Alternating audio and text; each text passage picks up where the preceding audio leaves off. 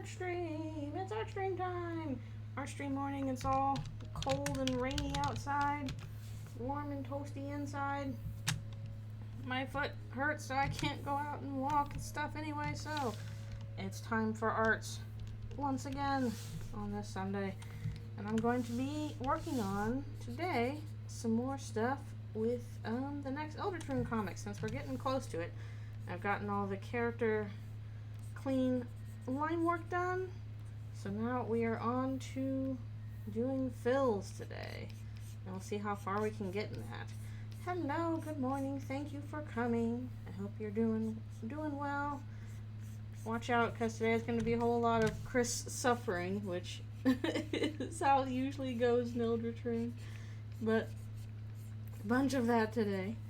But I hope that you are not suffering, you are doing okay. Thank you for being here. Also, let me know if sound and all that stuff's coming through. Okay, I think it is, but it doesn't hurt to check. Ugh. My right foot and right leg are just not doing great, which is very frustrating. Well, Birdley's just up here in the corner, being Birdley. Yep, I hope you're doing well. I've got a bunch of stuff I want to get done today, and just this week in general, because I'm like, I'm close to finishing this part.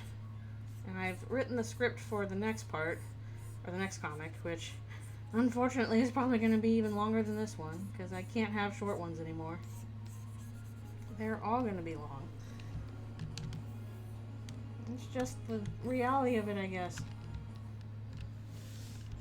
And I got to squeeze that in between work and all that stuff. So this is one of those weeks where I have a little time to do it, so hooray! We're getting it done. A tiny little Rouse I hear. A little bit too much.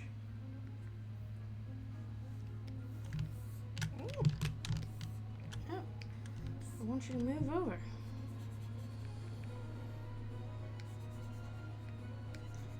Whew. Alfie's hanging out in her usual spot. Although yesterday she was, for some reason, just spent like half the day clinging to the outside of her log as opposed to being inside it, just kind of like staring in one direction. I'm like, what are you doing? She's just standing there staring. I'm like, okay, I guess that's when you're a lizard. You can just like, hang on to something for a few hours and be like, okay, this is my position for the next however long. I don't need to move. Everything's on a slower scale, including my thoughts, which, sounds kind of nice, honestly. Ugh. Ugh. Ugh.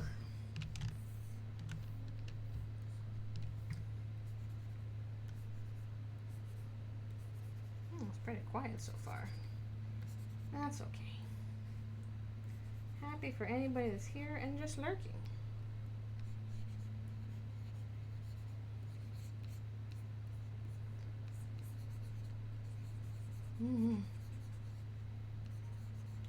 Tonight I'm going to make tomato soup as promised.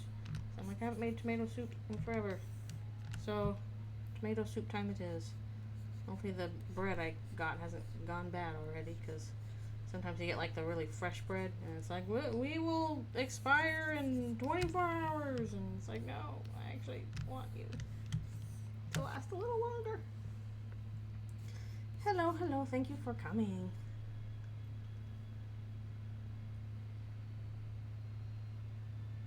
Okay. I'm glad the position got filled. And also the thing with my friend, she did find another job. Actually at the same studio I'm at. So we are okay on that front. At least for the time being.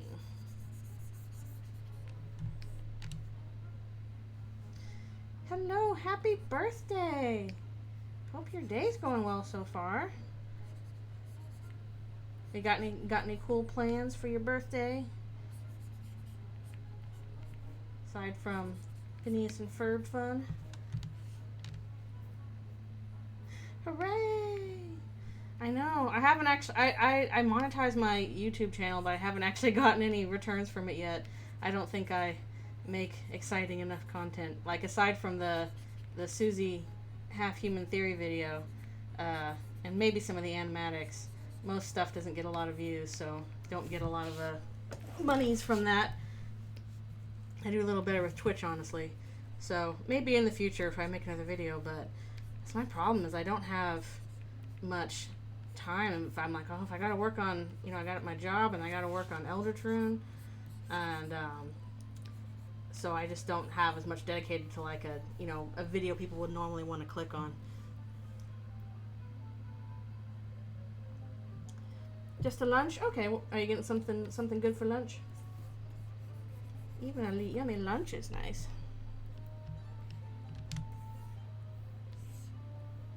Yum, yum, yum, yum. Any specific? There's lots of Asian food around here, so it's like, do you want Chinese? Do you want Japanese? Do you want Taiwanese? Do you want Korean? Do you want Thai? Nom, nom, nom. Good stuff. Nom, nom, nom. Gotta get your favorites for your birthday. But I hope your YouTube channel goes well. I hope you get them dollar signs. Them green dollars. Even though Canadian money's prettier. And one of the dollars is green or something like that. Actually, are any of them green? I don't remember. Oh wait, the 20s are green. That's right.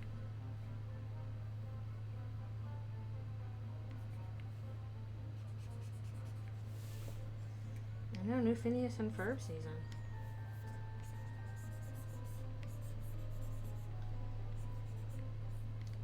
Yeah, it's not easy earning the monies from YouTube stuff. You gotta really throw a lot of work into it. And on one hand, I'm like, that would be super cool. On the other hand, I'm like, oh, I have a regular job that pays me a pretty decent amount. So get most of my monies from that, or else like aside from my actual job, probably most of my money comes from Patreon. They got some cool people there. Season 5 for some reason I thought that there were like way more seasons than that for Phineas and Ferb. That there was like, I don't know, that we were like on season 10 or something. Were there like less seasons way back in the day than I thought? I don't know why I was under the impression that Phineas and Ferb was one of those shows that just like had a buttload of seasons that got lucky in that sense. I mean, I guess season 6, that's nothing to sneeze at. Most cartoons don't get past like 1 or 2. 1 through 4 over 8 years, huh? Nice if they got the time for it. Well, usually they make you rush that too. They make you rush.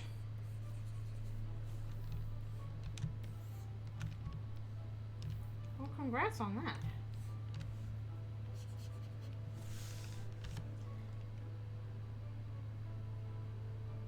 Ooh, another movie.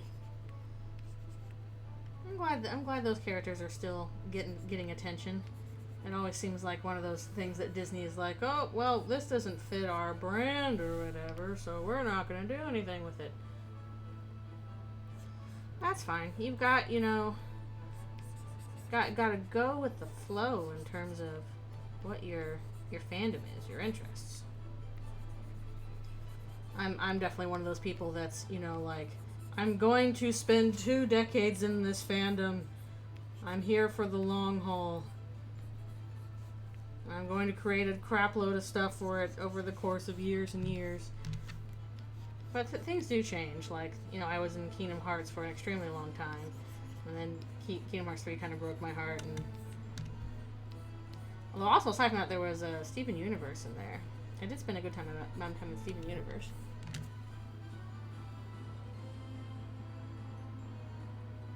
I know.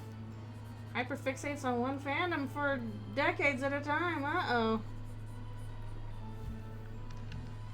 Who would have guessed? Yeah, I guess it depends on when Chapter 5 comes out, we might have another mix and match for you, where they come out at the same time. Which I hope there's time for it, and I also hope it's soon. Maybe next newsletter, maybe a spring newsletter, we'll get some notice about when the release date will be.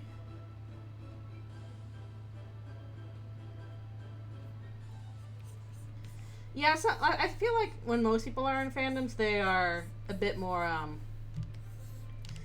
flighty with it. Like, people will invest, like, you know, a couple months or a year or something into something, and then they'll move on to something else. That's just not exactly how I operate. I just tend to hyperfixate for... I can go for decades. This is something I've done with, like, my own projects, though, too. I am very long-term in terms of my interests. I'm actually not certain what my shortest term fandom was. It might have been Steven Universe. That was only a couple of years, as opposed to like 5+.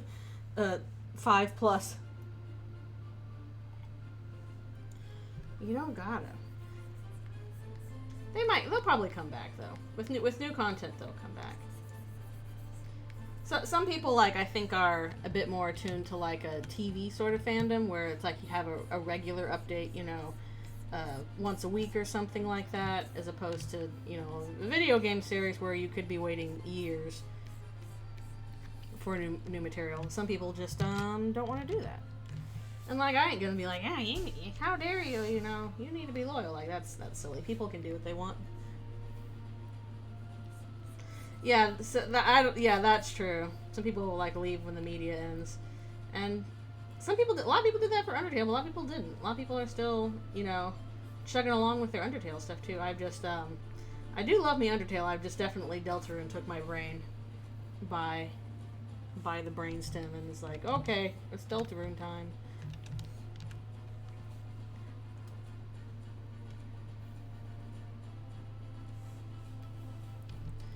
Yeah, I guess that also depends on, like, are you a person who's just kind of, like, enjoying the fandom content, or are you, like, actively producing it?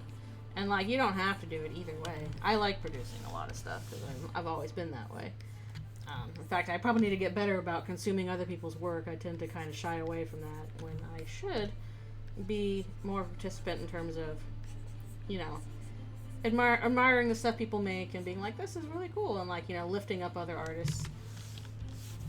I'm not very good about that, and I need to learn from Toby's example, because he's very good about, hey, have you noticed this cool thing that inspired me? Look at it. Look at this other person's cool thing. Like, I think that's a good quality to have, and I wish I had it more in myself. It's hard. I'm very kind of aesthetisms, I think, very centered in terms of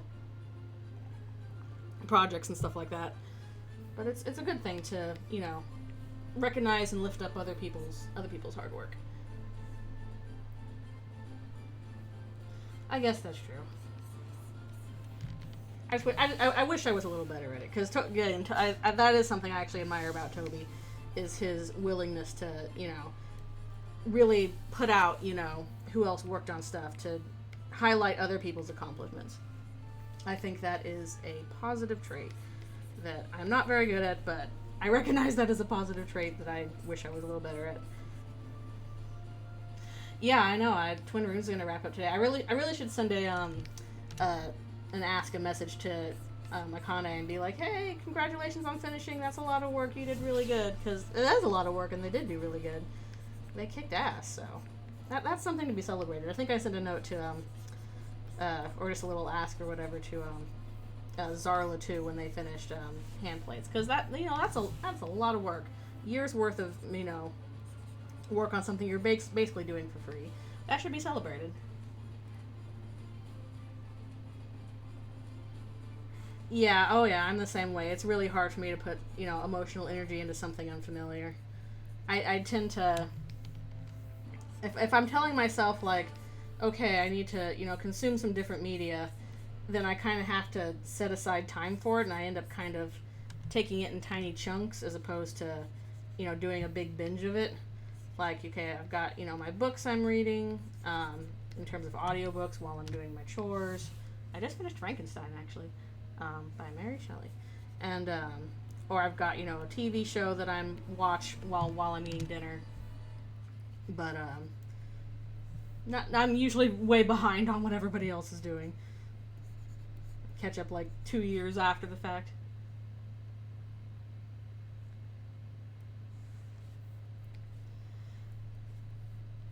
Yeah, but I think also as an artist, you kind of recognize the fact that, okay, people are always going to be interested in stuff they recognize over stuff they don't recognize. It's just like a fact of life that you'll have to do. The tougher work of, you know, helping people fall in love with your own original creations. That's just the reality of it, because I'm guilty of that too. I think it's just a byproduct of, you know, we only have so much time in the day. So if you're wandering through all this art you can look at, you're going to be instantly drawn to something you recognize versus something you're like, oh, well, that's kind of cool, but I don't have the time to, like, get invested in it when I wasn't invested in already. And it does kind of suck because, like, you know, people want you to see their OCs and their original stories and all that stuff. Like, I put a lot of work into the Anthrofractal, but definitely people pay a lot more attention to the Deltarune stuff, and I'm like, okay, that's just the reality of it.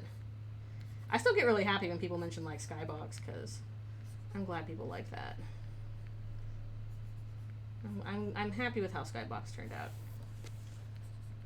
So I always get really happy when people are like, oh, I hadn't read this before, and I read this now, and I was like, yay! Yay! Thank you. Skybox at least should hopefully be a fast read, just because of the way it's designed. Like, it's designed to be read like a storyboard animatic kind of thing, so you flip through it's a lot of panels, but you can flip through them pretty quickly because that's kind of how it was designed. At least from what I hear from other people, it's like, okay, it looks like a lot, but it reads quickly.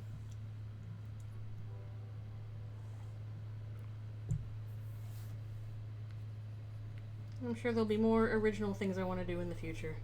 I'm just very Deltaruned right now. Yeah, I want to do some kind of project after we have the full game out. Something I can devote a lot of time to. And I am hoping to finish Eldritchrune before, like, we get Chapter 6. Just because I'm pretty sure that, you know, whatever we're getting for Chapter 6 and 7 is going to just overshadow the brain in terms of this. And especially since I don't think Eldritchrune's ending is going to match up with Deltarune's ending at all. So I'd like for them to, you know, get lucky the way I did with Paper Trail and have that come out before, you know, Chapter 2 did. No, I don't want to milk it dry. I don't want to. It's done. I finished it. I'm happy with it. I don't even want to do a sequel. I'm like, no, I solved the problems. I have completed the narrative in a way that is satisfactory to me.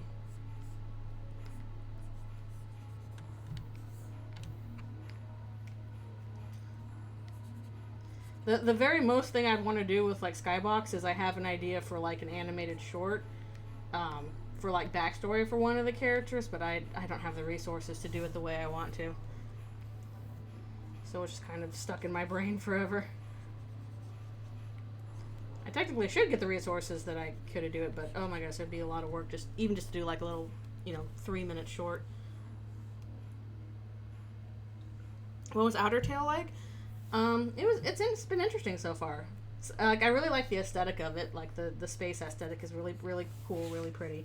Like, it's obviously a big draw for it, but it's also interesting in terms of, like, how much it's, like, jumping right away and expanding into like, how characters react and stuff like that. Like, basically, you're supposed to go into it with the knowledge that, okay, you already know all the secrets to Undertale. So we're just going to act like you do already know all the secrets and expand from there. So it's interesting. We'll see how it goes. I'm curious how certain choices will play out by the end. Did you unlock the secret room, the rooms before tutorial? Yes, I did. I did find that. I'm also going for complete pacifist. I'm still at level 0. And all that stuff. It's snow! Oh no, is it snow? I hope it's pretty snow. Right now it's just raining here.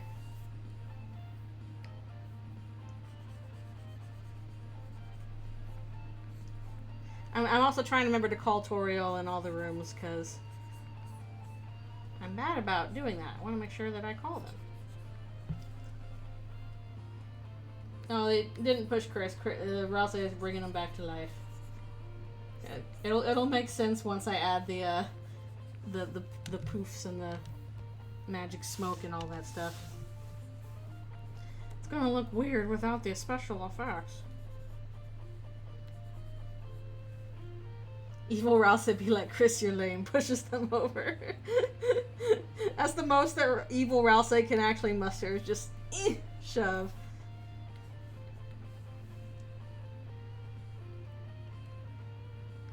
Pacifist Plus. Oh, what's its official name then? If it's not Pacifist Plush.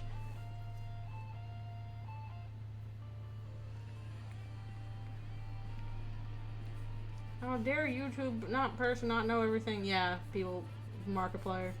Speaking of, I kind of want to see Iron Lung. That looks interesting. Apparently it's doing pretty well, which good for him. Astral Spiffs.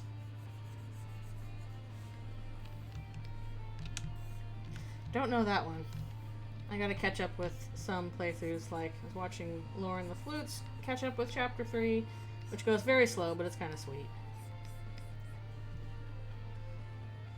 Yeah, speedrun a game. No, I like people spending time and looking at things and thinking about them. I like that.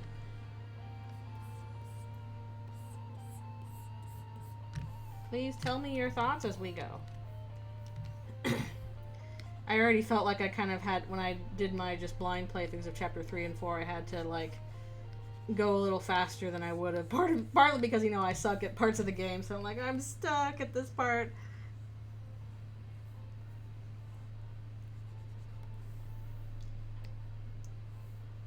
Yeah, it's really fun to see them blind. But yeah, Lauren the Flute, that they haven't streamed in a while, but they're finally getting back to Chapters 3 and 4, so I think she just started Chapter 3. It's going very slowly, but that's fine. I've been like, oh, yay. Nice to have somebody experience it blind again. And somebody who's thinking about it, especially since I feel kind of betrayed by Psyculturalist playthrough. Well, not betrayed, I don't know, I was frustrated and unhappy with the analysis by the time we got to Chapters 3 and 4. I feel like it kind of fell off the wagon. But you've heard me rant about that before. I like it when people take their time and think. What do you mean Toby Fox is 1 week older than Mom Donnie?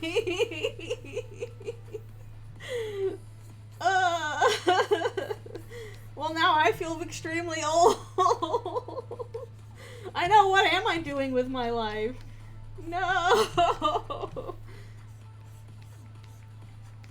I know Toby Fox is younger than me, but... And it's like, oh wait, Mom Donnie's younger than me too! Holy crap! Oh no!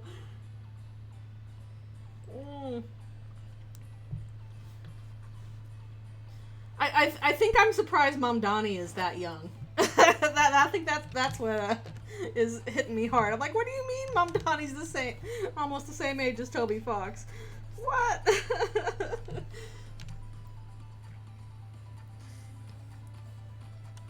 I think I get the sense that Toby kind of hung out with a crowd a little older than him in terms of his interest in, like, SNES games. Wowie. Alright, no worries. Lurking's all good. Yeah, I'm guessing, especially because, like, I rewatched the 10th anniversary recently, and he was talking about, like, how he and the dads, you know, kind of got into, you know, Earthbound on the Starman.net forums and stuff like that. So my guess is that he was a younger fan hanging out with people that were a bit more contemporary with Mother 2, with, you know, the Mother series as it was coming out. Less than 10 alternate universes away. No, we're gonna have to pick up P-speed to go through the universes.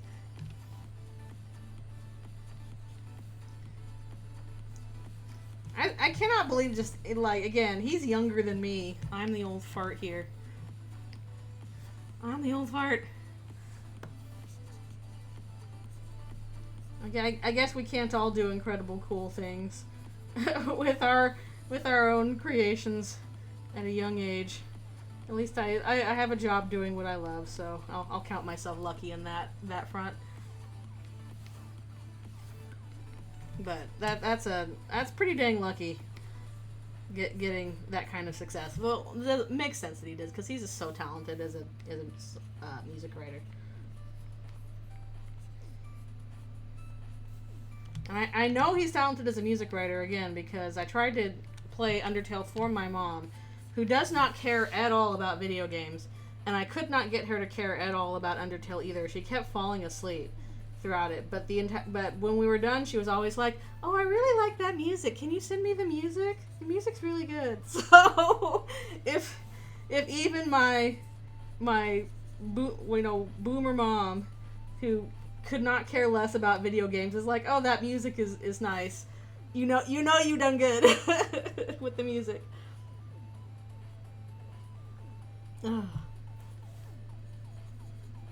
Okay.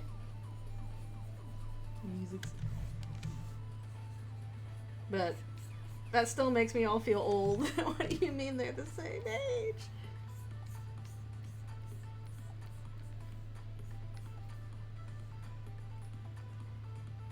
Oh, thank you so much for following.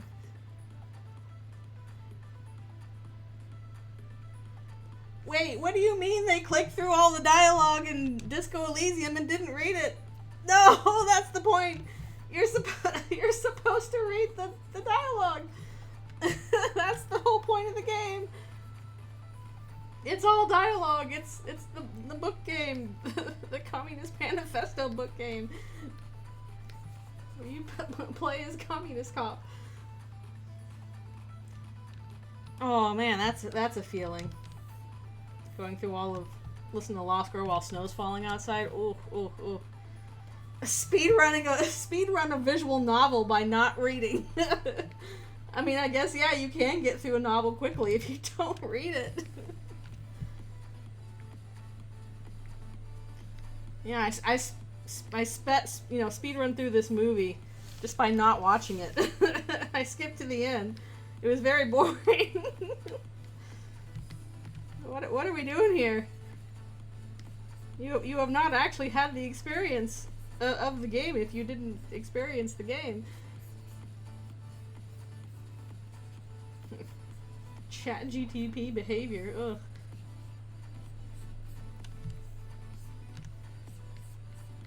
I did enjoy Disco Elysium a lot, though. That was a very fascinating game. I'm sad I didn't save Kim, though. That was my one wish. I'm like, no, I want to re-roll the not have Kim get shot. No. And I couldn't. Then I did get kindergarten cop, so that was pretty funny. I would not want to wake up in the bunker in Deltarune. It seems like a not good place to be. It seems like a scary place. Where bad things will happen.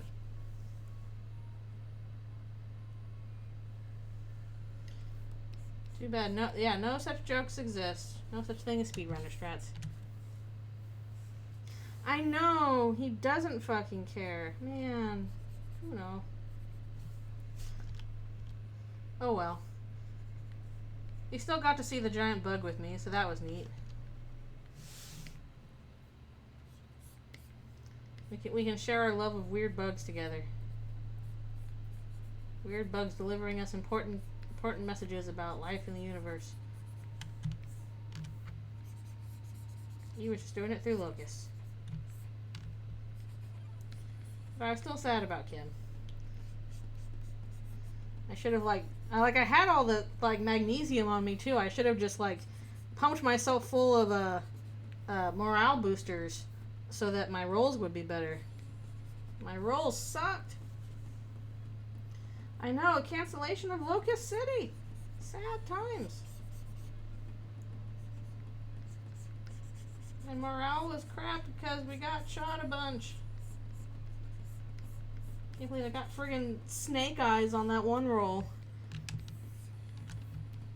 To stop, what's her name, Ruby, from shooting herself. I was like, why did I get such a bad roll? I did become a magnesium-based life form in the game. That was one of my unlocks. I became magnesium-based. I was just so hopped up on magnesium for my morale.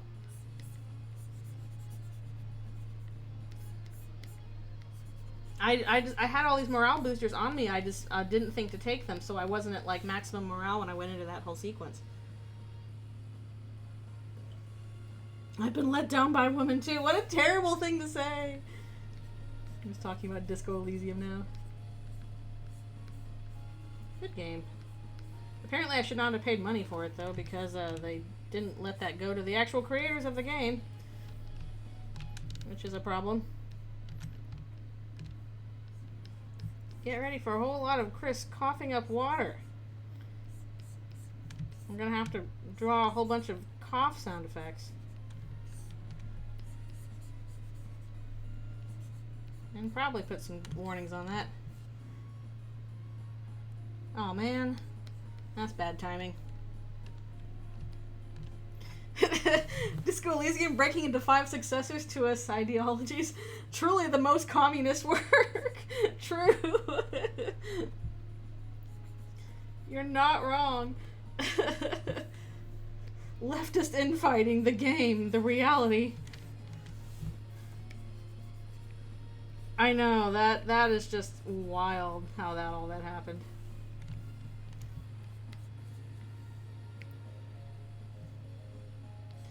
I didn't even remember like all the different various like offshoots or sequels they wanted to try, because there was like, again, like 5 different groups I guess trying to be like, I'm the new Disco Elysium. No, I'm the new Disco Elysium. Kids, you're all Disco Elysium because you're all leftist infighting. This makes Chris cough up water at that. Probably. Oh, I need to take my break soon. As soon as we finish this one. We'll finish this one and then break time. Oh, nice. Okay. Well, if that's the workers co-op one, that seems that's the one that I would like to support too, because I would like to support the people actually making the game. Because they're the ones actually doing the work of putting it together. Because making games is hard.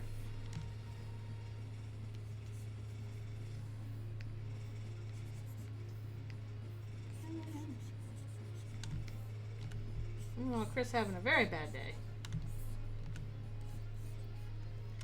Yeah, I haven't kept up with all the various, factions trying to make their sequels, but there is one that's actually focused on, the actual laborers, and that's probably sticking closest to the message of the game. As long as it doesn't become about a witch trying to find her neighbor's cat in the Alps. Still extremely funny. Alright, we're almost done. I'll take my stretch break. And Chris goes, bleh. Bleh. It's me whenever Alfie's opens her mouth and sticks out her tongue. I'm like, bleh. You're doing a bleh. Okay. Stretch break, and then we'll finish that and go on to the next page. Woo. Woo. Good grief. I did not only is my right foot hurting, I did something to like my calf, where you stretch it wrong and pull a muscle or something. Just like my right leg, not in good shape lately. Not doing great.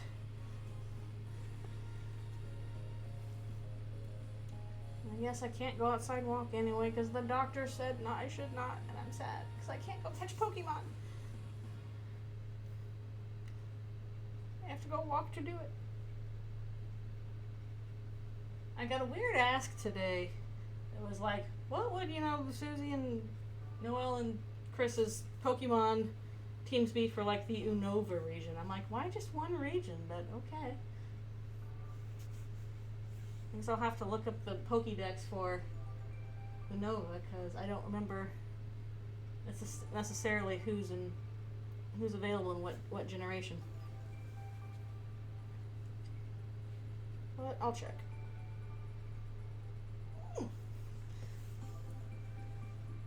means I can't give Susie Tinkaton, though. Susie deserves to have a Tinkaton. I guess there's probably Mile, right? That's another Steel Fairy.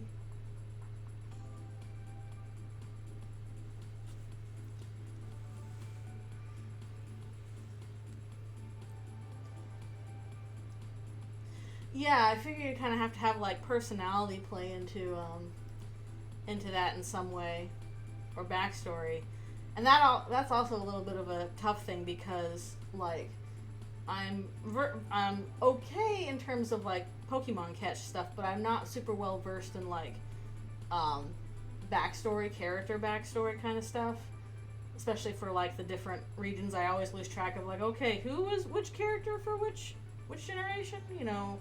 What team were they fighting against? Who was their rival? Like, I don't really know much about that. Honestly, I probably paid the most attention to that with Scarlet and Violet, just because I kind of liked the way they did that. I got a little bit more invested in the story in Scarlet and Violet, ironically. But for most of the other ones, I really just... The actual story stuff kind of slid past me. I mostly just wanted to collect all the guys. Like, this is my guy collecting game. Please let me collect all my guys. So, if there's certain, like, personality things going on, like, connected to the story, they might slide past me.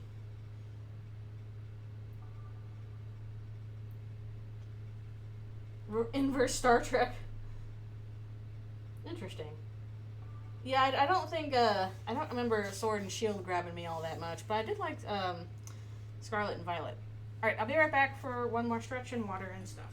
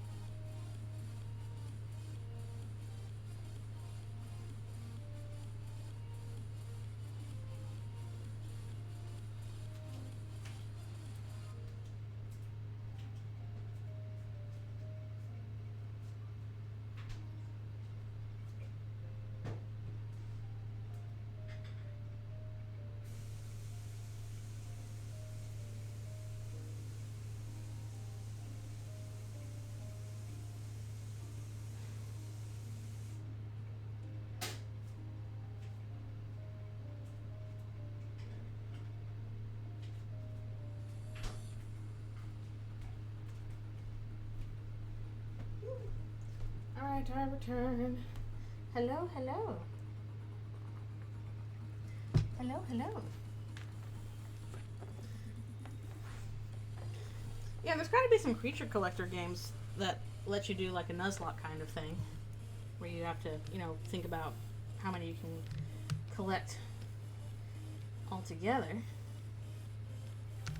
Yes, hello, thank you for coming. Oh, no. Apparently I messed up with Birdly there.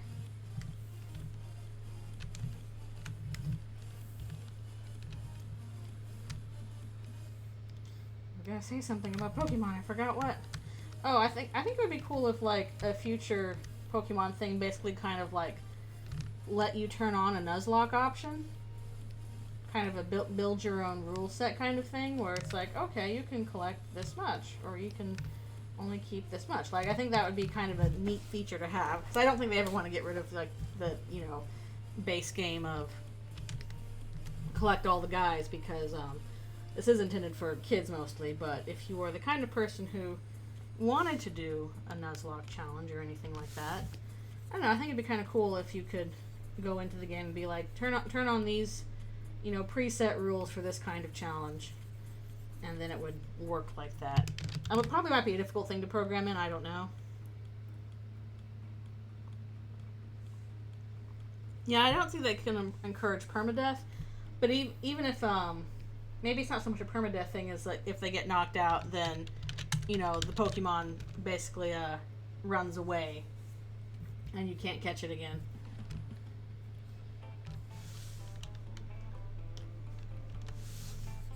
But that is probably not something I'd want to encourage. Again, because obviously the primary audience is kids. And if kids are like, no, my favorite guy ran away, like, you got to kind of go in with this idea that you're willing to let go of your favorite little guys. No revives in battle. No revives for you, and none for the bosses who are like, whoop. I guess bosses don't have revives either. They just have, you know, max potion, stuff like that. Oh, they didn't like Nuzlocke as a concept? Huh, interesting. I don't even remember a hard mode in Black and White, too. What would a hard mode count as?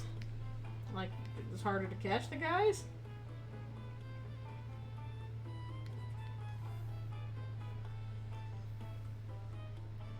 Yeah, exactly.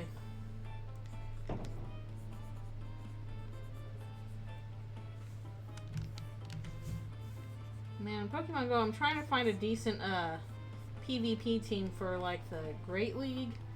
I have a pretty good one for Ultra League and a decent one for Master League, but my Great League team always seems to need some work. I got a Maximum IV Morpeko just the other day, and I was like, oh, cool, Morpeko is pretty. I see people bring up Morpeko, and it seems to always be a little bit OP, so I'm going to try out Morpeko in my team a bit. See what that does. Raise levels for the enemies. Huh.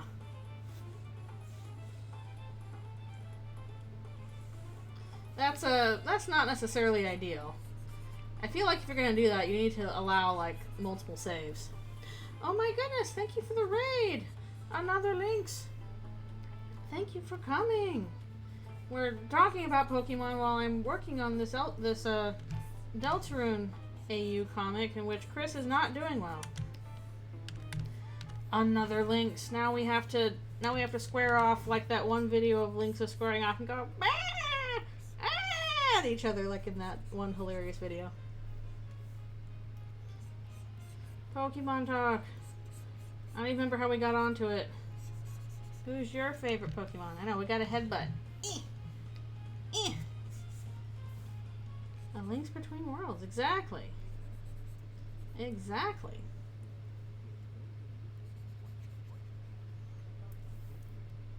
I don't know why, I just love that video of the Lynxes headbutting and at each other. It's so funny. But hello, thank you so much for the raid. Appreciate you being here. I'm working on doing the fills for these pages, which is a nice, easy peasy thing to do. It is very good.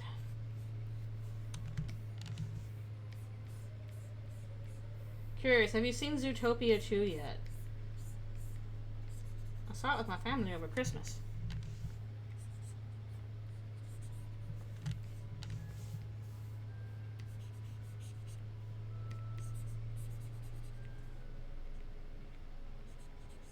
Oh, I don't remember this version of this song. Interesting.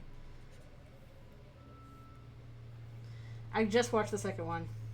It was pretty good, and I was sad that I'm like, oh, the Lynxes, they're all bad. No, they were still. It was a good one. I actually kind of thought, at least message-wise, it worked a little better than the first. And I liked all the animal puns. Very cute. I enjoyed it more than the other movie we saw over Christmas, which was the latest Avatar movie. I know, movie personal attack. I was like, movie, no! All the Lynx is bad guys. It does feel good. I haven't seen that many recent Disney movies. I haven't seen Wish, and I don't know if I should. Even for free. I know.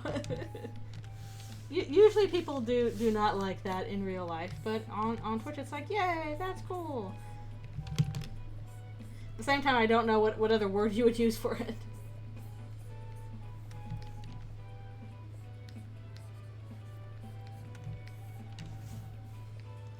But I appreciate it. Yeah, get ready. I feel a little bad people don't have the context coming into what I'm working on. It's like, why is Chris puking up water? It's like, there's reasons. Also, it is water. It's not like throw up. It's just water. Reasons that will become clear hopefully later this week when I finish the comic.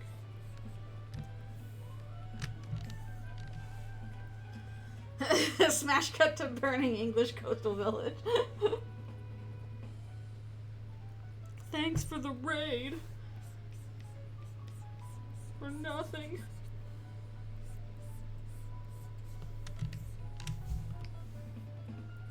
I'm about to say, has raid ever been said in a positive sense before Twitch? It must have at some point, but I would not know what specifically.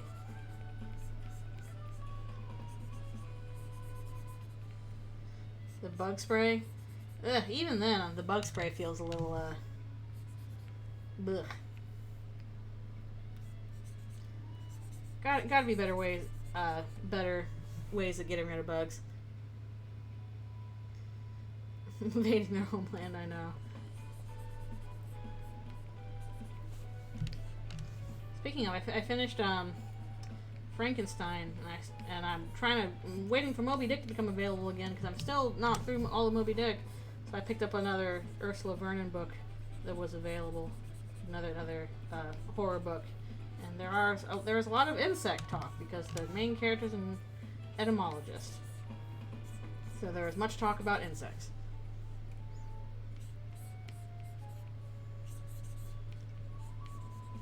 It's also, again, following in the Ursula Vernon tradition of I'm going to make something that seems kind of normal into something scary.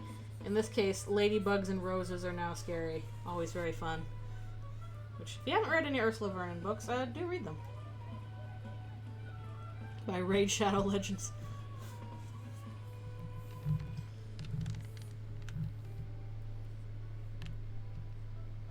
I feel like I'm missing a leg? No, nope, she's just leaning her head over. Stick your long neck out, Noelle.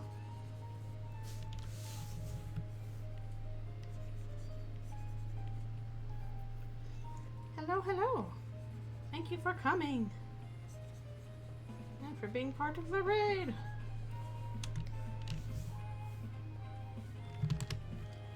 Raid Shadow Legends is probably one of those gacha games, isn't it? Seems like it is. To this point, I'm like,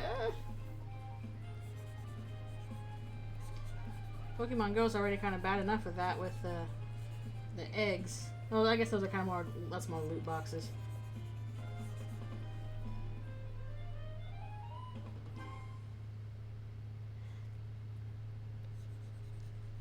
I mean, I do know that, you know, the joke of Raid Shadow Legends is, you know, game and stuff like that.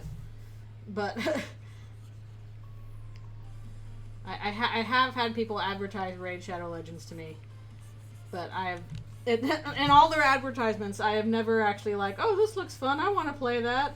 Like, every time they advertise to me, I'm like, okay, this looks like something I would not enjoy.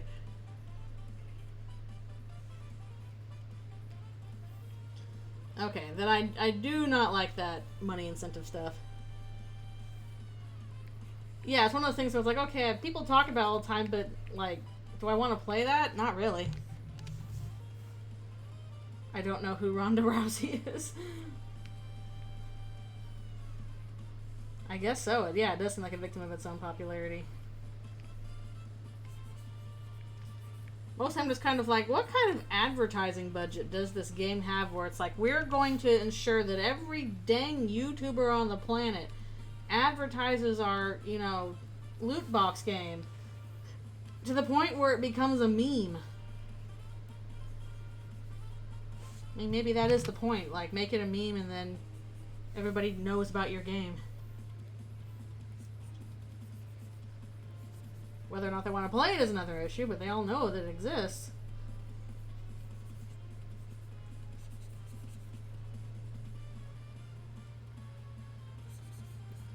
But I definitely can't do too much stuff that requires spending money. I don't think I could ever do, like, Holoverse or whatever kind of stuff. I gotta be careful about how I spend my time and stuff like that. Yeah, that's true.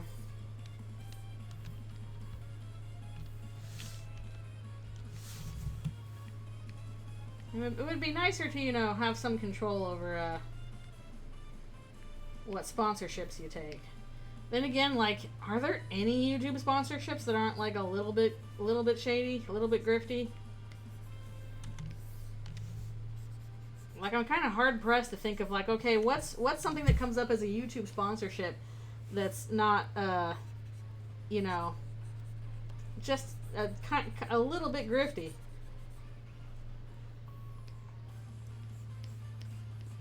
At least there's no popular ones I can think of.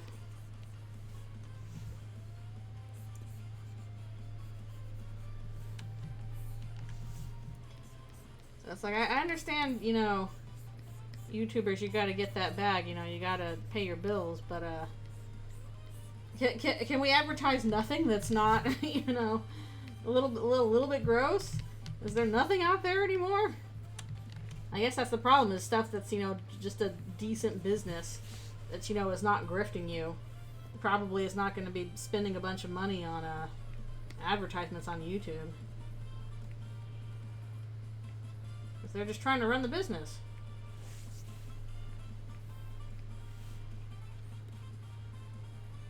Which kind of sucks. Like, there's nothing available. Like, the only people that you hear about are the people that have the money to spend a lot when they should not maybe focus on better product. I don't know. That's enough to make you go blah, like Chris.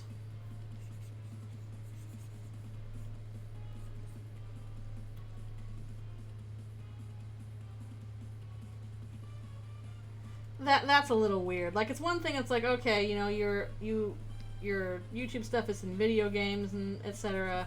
So yeah, you're probably going to advertise something video game related, but if you have no relation to that at all, why are you talking about Raid Shadow Legends?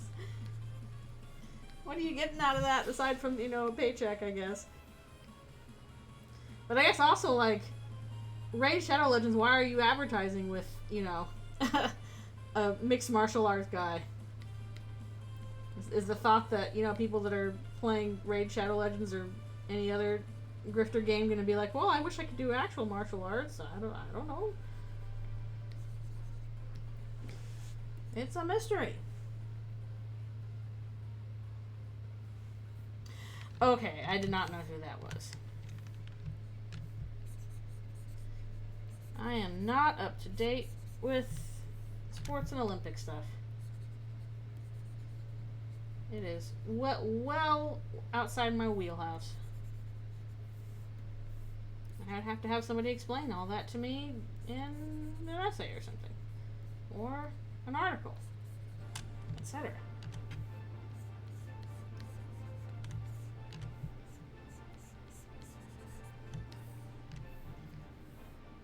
Sometimes I wonder if I shouldn't take a martial art, just kind of a, both, you know, just to know one in case, and also just for exercise and health purposes. I know there's a place extremely close to me that I think does Brazilian Jiu-Jitsu, but I haven't really looked into it.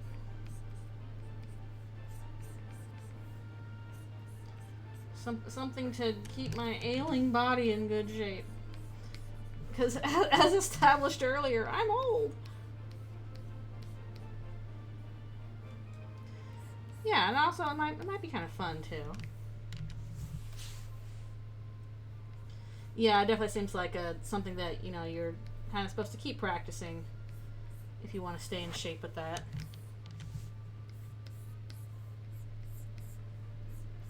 And I'm not sure what's involved with Brazilian Jiu-Jitsu compared to like other mixed martial arts or other martial arts in general. I guess it depends on, you know, what you want out of it, but I imagine all of them, at the very least, are supposed to be good for mental and physical health to some degree.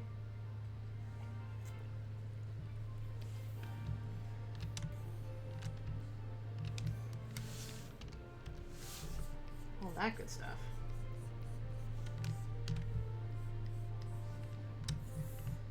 But I don't know, maybe that'll be something for later. You definitely can't do it right now when my foot is injured, which makes me sad. Yeah. I don't even want to necessarily do it for like competitive reasons. I think I'm way too old for that. But just, you know, as something that's like, okay, you know, this is a little something to help keep myself in shape, you know, keep my anxieties a little under control and stuff like that. Seems kind of like a holistic thing. Like, honestly, something I would like to do more is exercise is swimming. I really enjoy swimming, but it's a little hard to do, especially in the winter. And all the nice pools would have to, especially indoor pools, I would need to travel to, and that's a little harder to do. Like, I love swimming. I wish swimming didn't require so much prep time. I'm sort of like, I wish I just had a pool in my backyard. Well, I'd need a backyard first, but I wish I had a pool in my backyard and I could just like pop out and swim, you know, for like 20 minutes or whatever every day or something. Like, that'd be nice. But I am not in any position to do that. Yeah, sorry about that again. This is Chris is in a bad state. This part.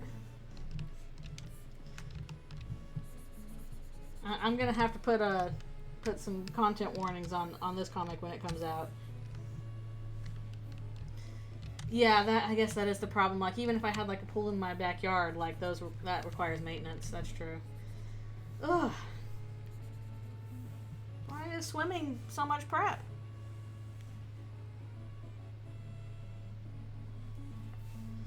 Yeah, exactly. My apartment is a small dinky little thing in between a bunch of high rises that are going up all around, but I like going on walks every day because, one, that would get me you know, some fresh air exercise, and two, I really like Pokemon Go is one of my primary you know, daily games I'm invested in, and I can't do that now because I hurt my foot somehow, and I went to the doctor last week and he said, alright, it'll get better on its own, but you shouldn't put any pressure on it if you can avoid it for about 6 weeks. So I'm like, I can't do my walks for like 6 weeks. I'm sad. I'm gonna fall behind with all my Pokemon Go stuff. I'm already kind of hobbling around my apartment, but I'm so sad. I want to go to some conventions too. I might need to like rent a chair or something just to make sure I don't stay on my feet.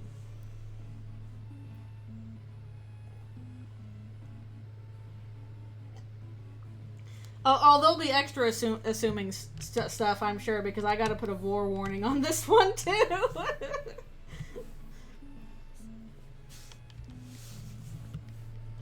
There'll be a bunch of those by the end, but this one also gets the vor warning.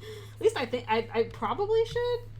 I don't know. Maybe I can offer your guys' opinion on that, but I'm kind of thinking it should. Like, I at least need to put another like, I need to warn for drowning and water torture because that's very prominent. But I'm like, oh, maybe I should put a vor warning on it too because Susie chomps on Chris and then also drinks that Lynx dry. So I'm like, does that count? That probably counts.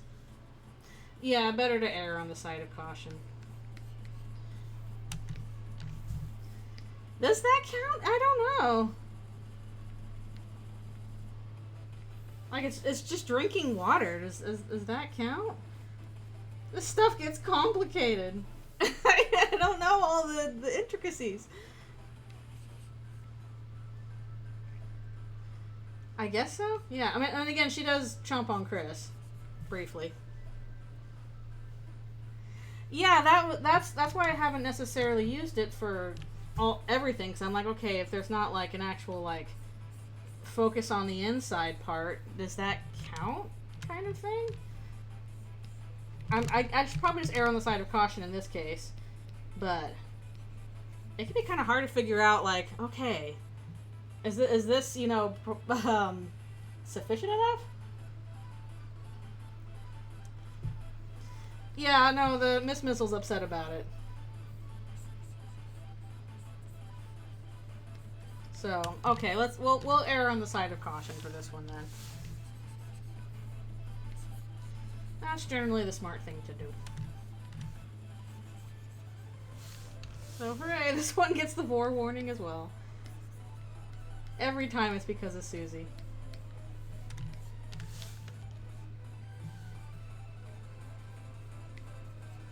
It's all you, Suze.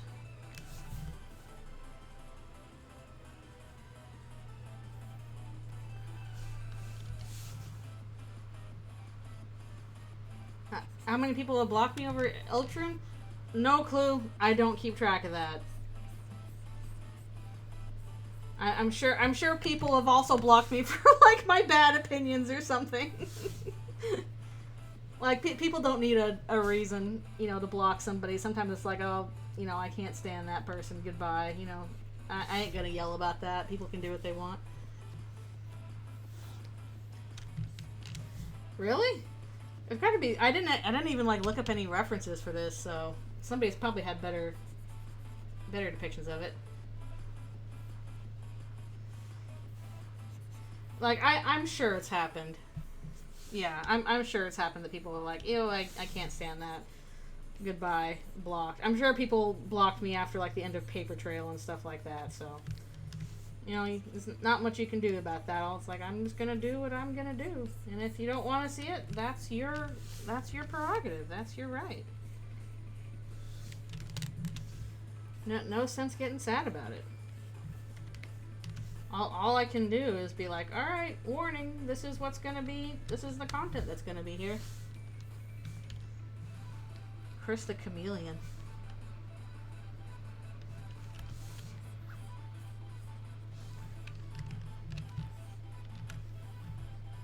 Some people were really mad about the end of Paper Trail. Like I got a wide mix of reactions to it, and you know, some people actually really liked it.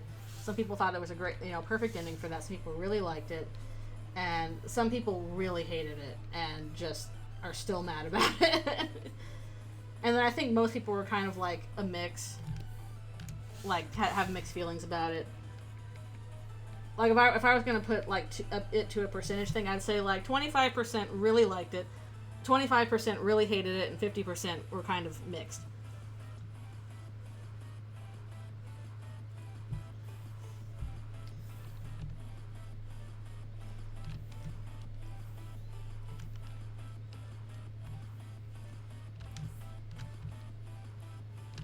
A few Eeyore haters in the wild. Like I can do nothing about it. That is literally like that. This is how I kind of pictured it ending since the beginning.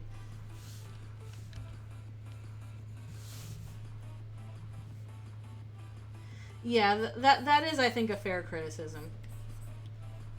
I will not say, oh, you know, you how dare you not like it? Everything was perfect, just as I designed it to kind of be. Like, I do think a fair criticism is that I could have better established the idea of the reader as the player.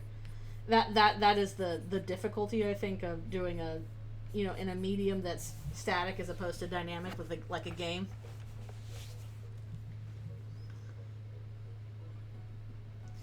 Yeah, that's true. I feel like I'm atoning for that with Eldritchrune's ending, where it's like, do you want long ending? Here you go, 20-part ending. It's gonna take me years to finish, but that's okay. This is also what I decided to go with, so I'm gonna try and stick with it.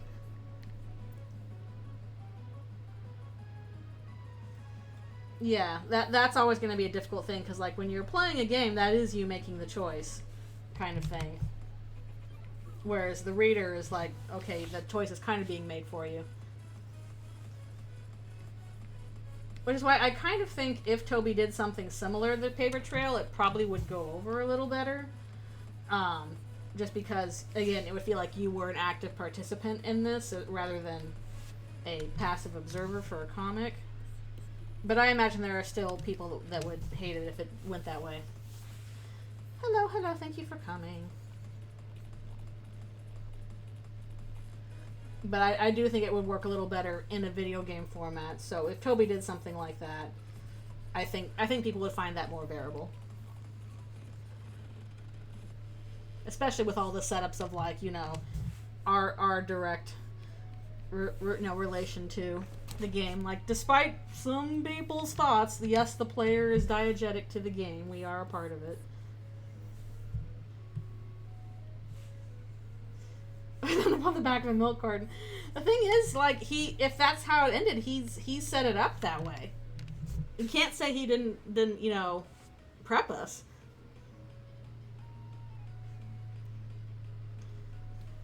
I guess it's not possible to make up Paper Trail's ending. I'm sure people are not going to look at Eldritchrune and be like, oh, this makes up for Paper Trail. Just it's more of a joking thing. That people think I didn't finish Paper Trail's ending, even though I did, whereas Eldritchrune has a very long ending, in which we see all the crazy stuff that happens as opposed to having it implied. Free Chris, but only if you took specific choices to show you really cared about them. Oh, that might be a little rough. I can be your angel or your devil. Guess what, fans? You're engaging with the fan work. No, player, you are the demons.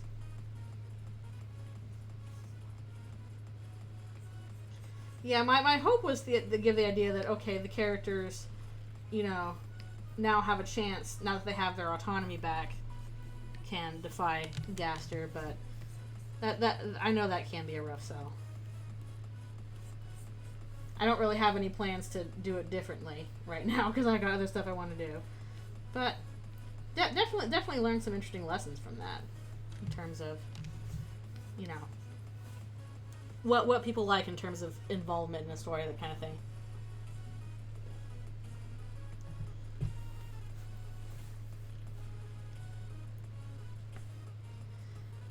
At the very least, I'm glad that it got people still invested in the game while we were waiting for new chapters, and I am glad I finished it before we got chapter 2. Like, I'm kind of like, oh, thank God. I don't know how I would have done the ending with, like, after we actually got chapter 2.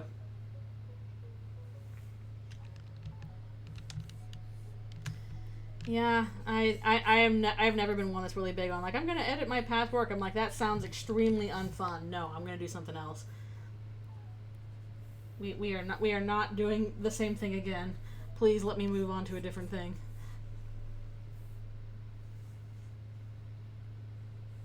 Oh, I'm glad I got you into Deltarune. That makes me happy. It makes me happy mostly because obviously Toby's doing it better than I am. And so I'm glad I introduced you to an extremely cool game. Yeah, exactly. It's kind of important to remember, you know, what you've done in the past in terms of your creative history. I'm very much of the, like, I very much prefer, like, instead of, oh, I have to go back and fix it, it's like, okay, that's what I've done. Well, I'm going to take that and I'm going to take it on to the next thing. What if it was cringe? Then you were free. Be free of cringe. We were all cringe. Toby was cringe. To be cringe is to be free. Because to be cringe is to be sincere. And sincerity is one of the most important aspects of any art. Whatever you do it with sincerity. Yeah, so something song shot first. And everybody hated that decision. Oh, well, once again, I forgot something. Gotta finish this kind of thing. What if it's not cringe and it's just bad? Well, oh no, the worst thing you've done is make bad art. This is something that almost every human God willing, they do at some point. I know I've made bad art. I've made fanfics where I'm like, well, God willing, nobody will ever find this again, but it's not good. Oh, sheesh, I forgot another one. But, you know what? It's all you can do.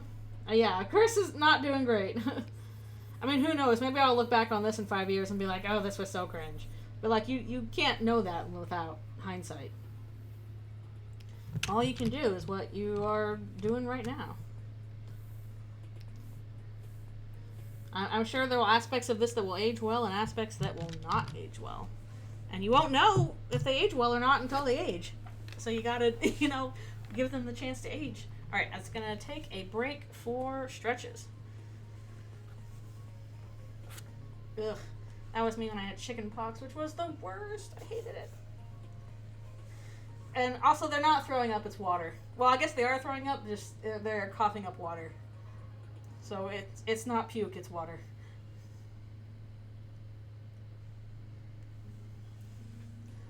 The food was so good, my body rejected it. Yeah, I think I haven't thrown up in a long time.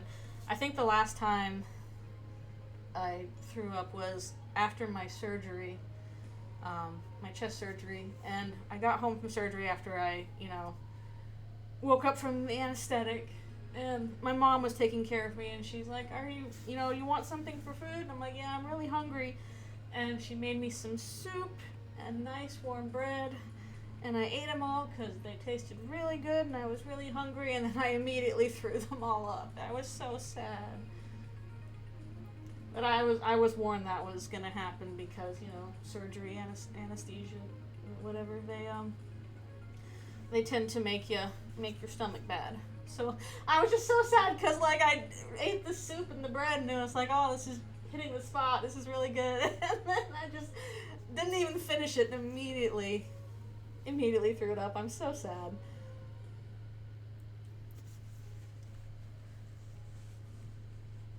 Yeah. Batman Beyond. Yeah, was that Clayface? There was a Lady Clayface? Lady Clay? Huh. I feel like I used to watch Batman Beyond a little bit when I was younger, and I don't remember anything that happened in it. It would just be on. I'm like, this is cool. And then I forgot everything that happened in that show, but I knew it was cool. It was a cool premise.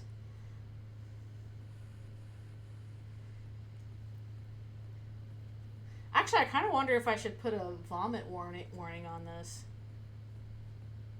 Do you think that might be necessary? Do you think that one's necessary? This is going to be a kind of warning heavy chapter. Probably? Okay. Let's do that then. Yeah, even though they're supposed to just be coughing up water, that's probably still, that probably still counts. Yeah, I should probably do that. Alright, so we'll add that warning as well.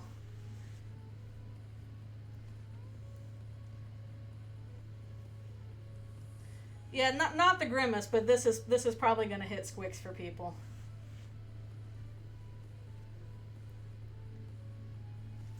I'm actually not sure what the grimmest one is. Probably stuff towards the end, but yeah, this is definitely the chapter of blech. My freaky looking Miss Mizzle. Yeah, that's also part of the problem is sometimes you just, like, don't know what's going to be somebody's major squick and what's going to be, they're like, oh, this is fun, actually. Alright, I will be right back for one more stretch and water, which I will drink normally.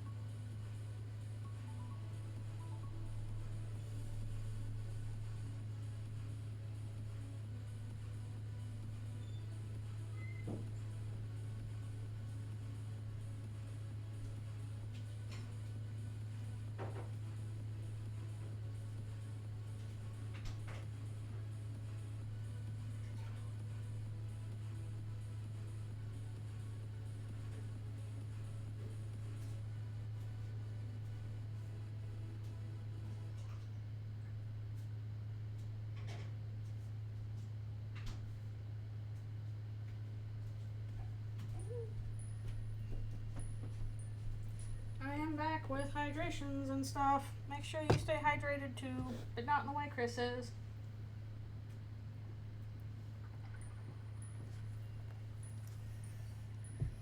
Yeah, the stuff with Tina. Don't have time for all that. That would take a while.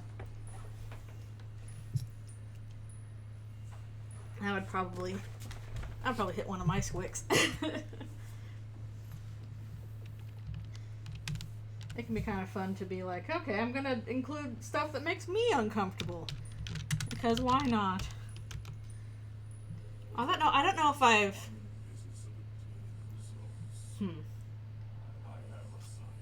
I actually don't think I've included anything that's in, like, my major squicks yet. And I don't know if I would have opportunity to do that. Beware of off-brand Miss Mizzle water. Just drink regular water. I'm trying to think of like the things that I'm squicked by, and I'm like, is there any even opportunity for that to be included? And I can't think of anything. Alright, thanks a bunch for stopping by. Better luck next time, Chris.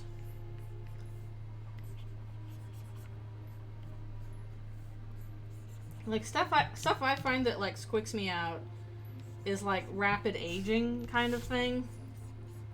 I don't like rapid aging, so I'm probably not gonna watch The Beach That Makes You Old. Or like de-evolution kind of stuff. I don't like that. And I don't like somebody like being trapped in a big like Rube Goldberg mechanical machine kind of thing. Like basically like I love Wallace and Gromit, but multiple times they have like character trapped in a big machine kind of thing, and those things always gave me the heebie-jeebies. The heebie-jeebies. I don't know how you would refer to those things, but those are my squicks that I can think of currently. They're falling down on their own because they are collapsing under can't stop coughing up water.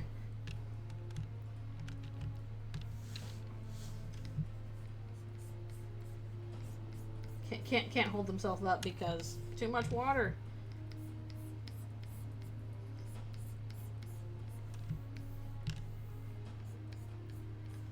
Or else he's like, not normal.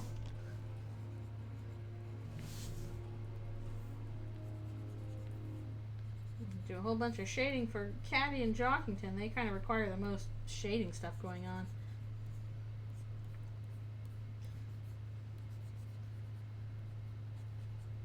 Yeah, this one is an especially brutal one for Chris.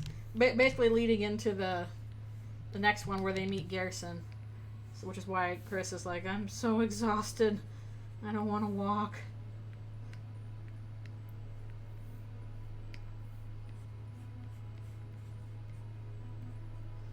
I'm tired.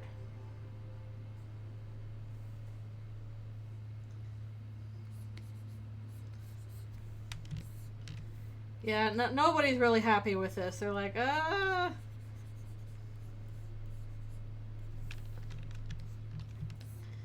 Even Ralsei gets kind of freaked out.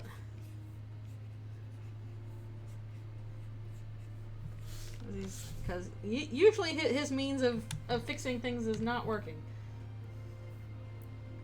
Like, oh, it's fine if they die. I'll revive them. And it's like, oh, that's, it's not working.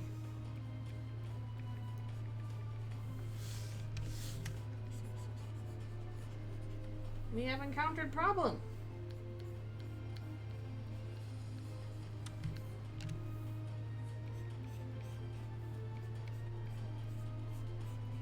Problems are to be had.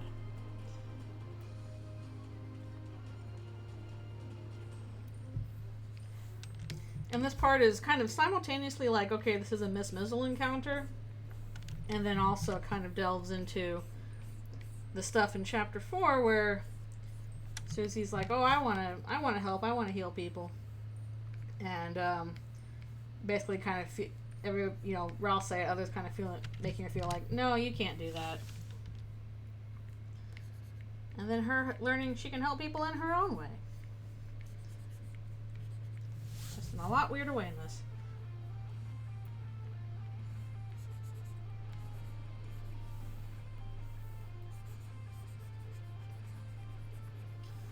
Speaking of cool Garrison stuff.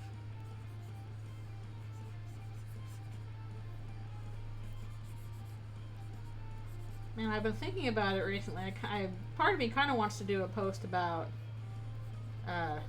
what I think might be going on with the Final Prophecy stuff in the game. I know previously I was like, oh, I don't know if we can accurately predict that, and if we're supposed to.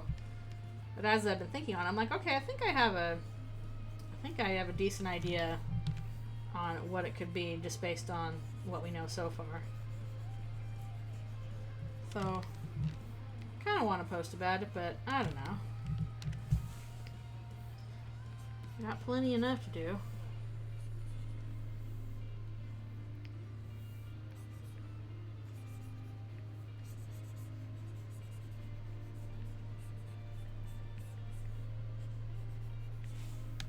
This part is probably most deaths per minute for Chris, unfortunately. If you're keeping track of that. Which, don't keep track of that.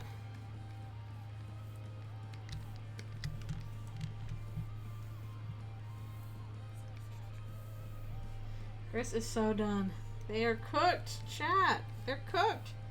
Or watered, I guess. Boiled? I don't know.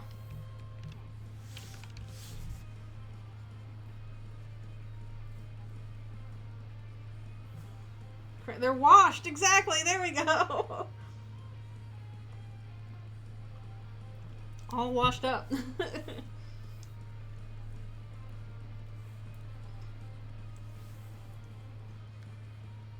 Would you rather be cooked or washed? Too much washing. It's a lot of water.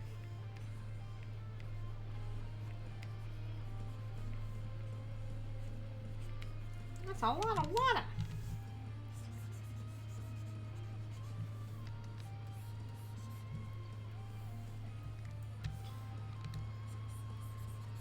Need to be taken out to dry.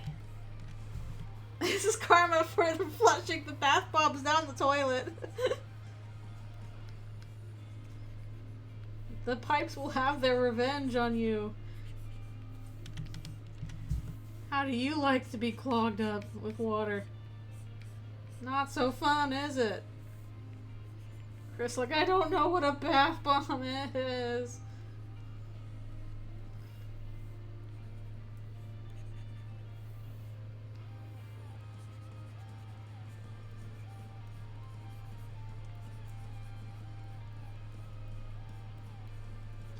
I guess bath bombs aren't the worst thing you can flush down a toilet. You know, it could be the Orbeez. Like the guy who destroyed his town with Orbeez.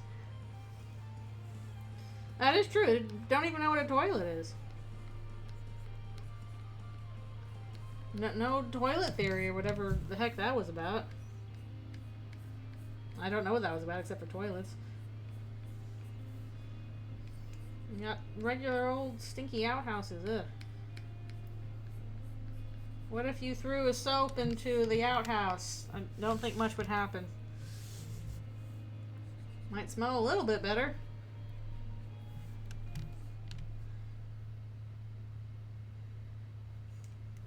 This one is available. We'll just search the multiverse for a Chris. We can make pay for all the bath bombs. That was extremely funny. Mario pipes. and then her taking out her antlers to stab and make a fountain. Extremely funny. That is definitely what happened. I like how, like, we're just kind of in like this race, arms race, to be like, who can make a theory that sounds, you know, just gross as all hell.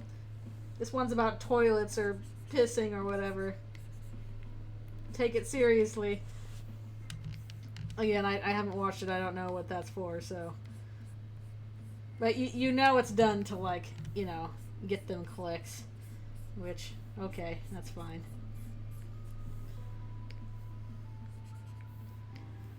Gotta get them eyeballs on your Vimeo.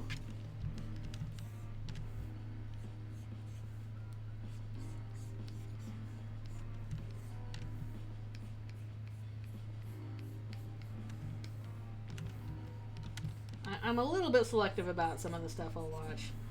I'm like, at this point, I tend to just kind of like, oh, this is a video by a person I know and trust, has good insights. I'll check that out, as opposed to just a random one that the algorithm will throw at me. I'm like, that is true. Poor Kara, though. How long were they living there? It's like, nobody has toilets. I guess we'll figure out something. Giant toilet blocking the way in Chapter 2. Whatever happened to that giant toilet? Where did it go? Will we see it again? Will you ever come back to us, giant toilet that Timmy drew at too large a scale? Yes, I think I forgot her back fluff. Uh-oh. Where'd her back fluff go? I have to add that in. Yeah, I guess the king and queen can be like, okay, we can install a toilet. A large toilet can easily fit inside. True.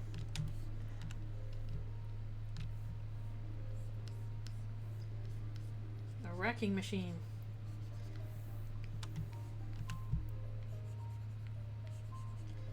Also, I was trying to think, wait, when did the giant toilet show up in Chapter 2? I was like, oh, wait, that's what the Birdley statue was thrown into.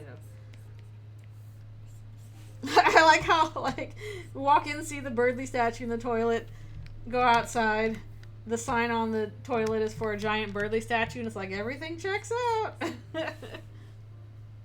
That is true. Water cooler came back. That was, well, wasn't the whole deal with the giant toilet that, like, Timmy sprited it, and then it was just, like, enormously too big, so they had to just make one that was not so big? Giant toilet is if you backtrack to... Okay, I don't remember that. Where does it show up? Why does it show up? Yeah, I thought it was just for the giant Birdley statue.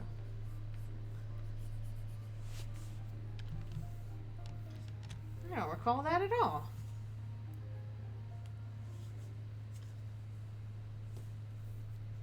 Huh, okay, so basically it's just for don't go over here reasons. The best reasons. I see, okay. Okay, well, just one of those don't go this way, you're blocked off things. I don't remember that. I'm bad about backtracking, though. I need to get better at that. When I first playthrough, I'm like, okay, remember to talk to everybody twice, remember to backtrack. There will be neat things you'll see if you backtrack. Annoying mouse room 3. Yeah, a lot of that stuff you can only reach, I guess, in certain circumstances.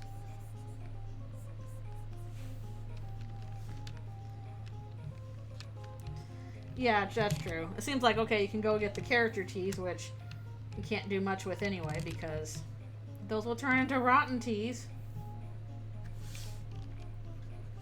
Sigh. And I guess it's really not possible to backtrack much in Chapter 3 at all. Noelle is now immune to mice. We helped her overcome... See, even if, you know, you don't do the weird route, we've helped her overcome her fear of mice. I like that one mouse monster NPC who was like, oh, Noelle seems so nice to me now. She used to be so afraid of me. I wonder what changed. Also, Noelle, why were you afraid of mice? You clearly had some kind of rodent pet because you have a hamster cage.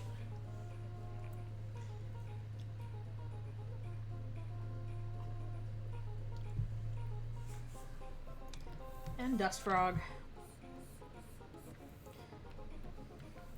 Who gives us the Azrael and Death lore. Why do you know that, Dust Frog? There are a lot of good RPGs out there. A lot of cool, quirky, fun things. Keep trying. I mean, I guess it's like an elephant being afraid of mice, but like, elephants have a reason to do that. Deer, I don't know as much, especially reindeer. The reason why elephants are afraid of mice is kind of like the same reason we're afraid of bugs. They're like, you know, crawling on us and we can't see them, but we can feel them, and that's blah, you know. She becomes stronger against mice.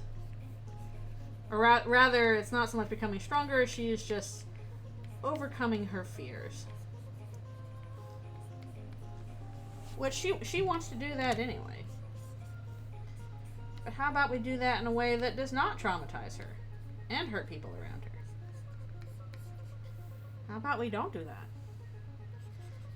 that? He's bringing Chris back to life again. Again, this will make more sense once all the effects are on screen. We got the, you know, the smoke stuff he does. Basically teleports. Poof, poof, they're back to life.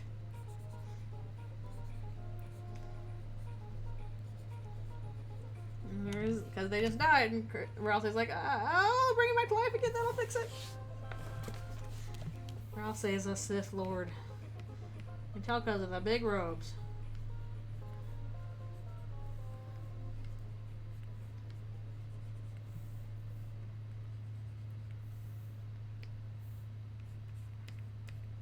Use the Force, Chris. Chris is like, I don't know what that is.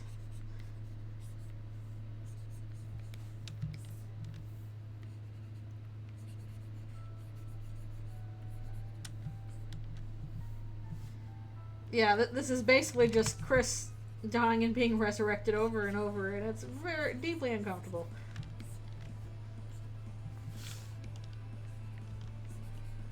It is a bad time, as the skeletons would say.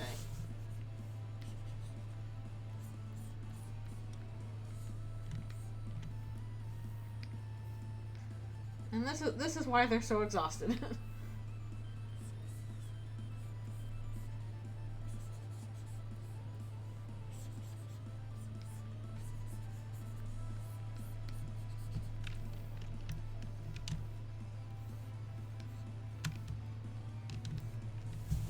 Eldritchrune Beach episode, yay! And remember when, like, people thought, oh, you know, they're gonna do some kind of beach episode because, you know, in chapter 4 because, you know, Alfie says, oh, in chapter 4 of Mew Mew Kiss a Cutie, they all go to the beach, and they did not go to the beach. They do need to relax. They kind of get that in the Chris's birthday one, though. In that one, you know, nothing bad happens. They're just kind of relaxing. You can get a cake.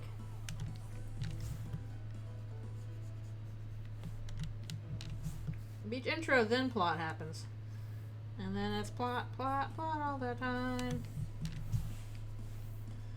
Plot, plot, plot all the time.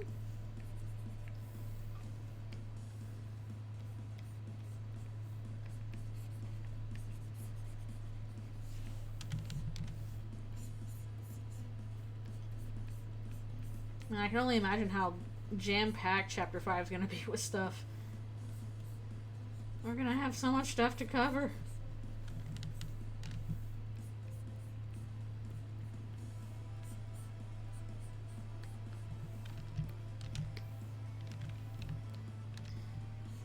It's like my tummy hurt. Yeah, exactly.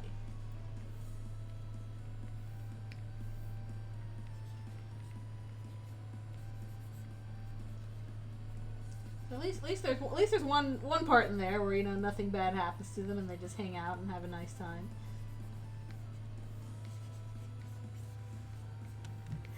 Rare to have, but it does happen sometimes.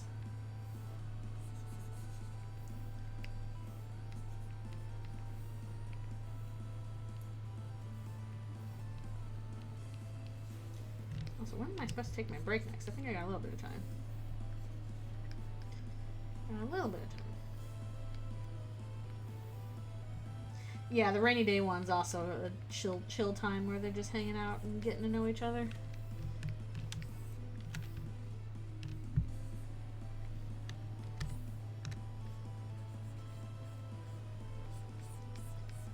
Like, are there any other chill times I have planned coming up? And I can't think of them.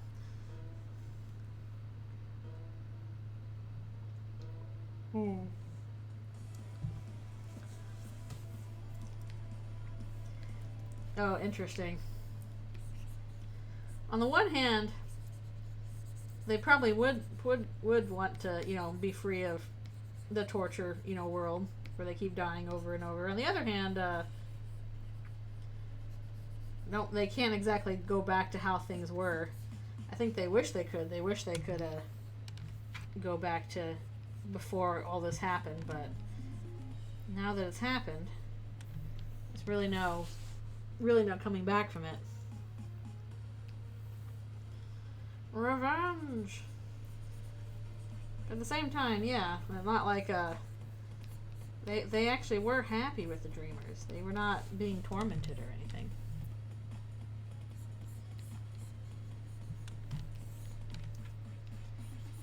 At least up until that point.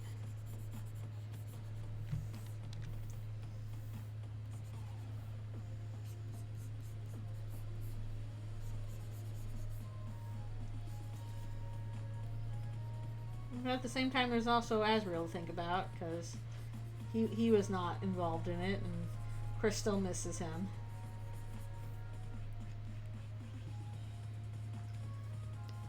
And then it's like, you're having such a nice time, and you're not sacrificed to the flamey goat demon. And then nice times were not had.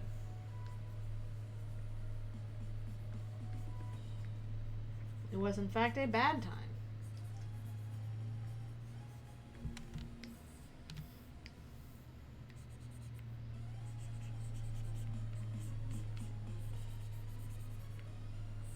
Wondering if I should rewrite certain scenes that I've already written the entire ending.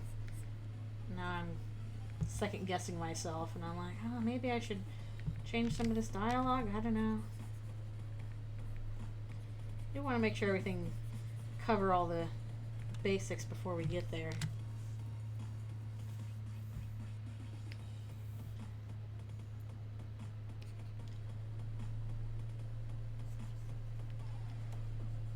Well, yeah, at the same time, like, Chris is up against, you know, eldritch horrible forces that are, you know, hell bent on destruction. There's only so much you can do against that as a regular person. Can't blame yourself for being only human. Even though in canon, Chris certainly seems like they're intent on doing that. Chris, that's not healthy. You can't be on a self-destructive path. What the?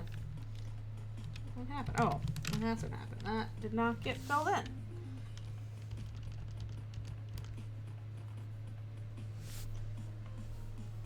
Yep.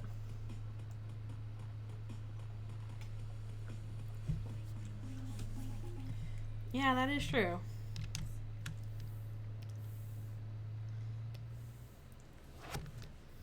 That is true.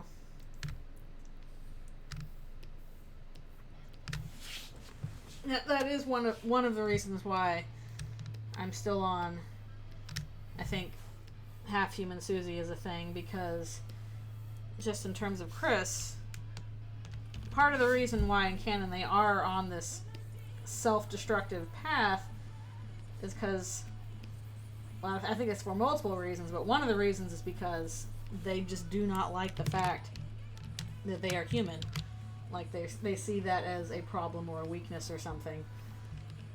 And they need something to knock them out of that problem. They need somebody to address that. And right now, nobody else really seems like they're in a good position to address that.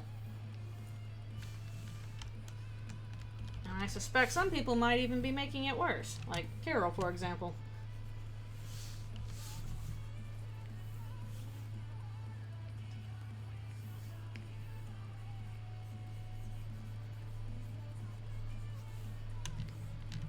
Pretty much, I was like, oh, it's bad. It's bad.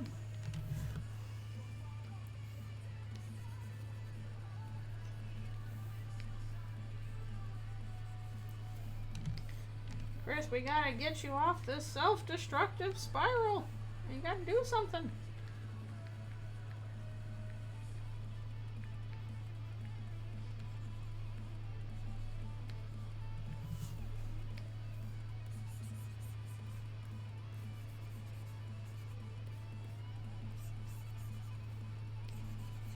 That's panic mode. I'm trying to think of a... I'll go for another 5 minutes and then I'll do my break. We'll keep on. They will not be hopping off the HMS self-destruction. True.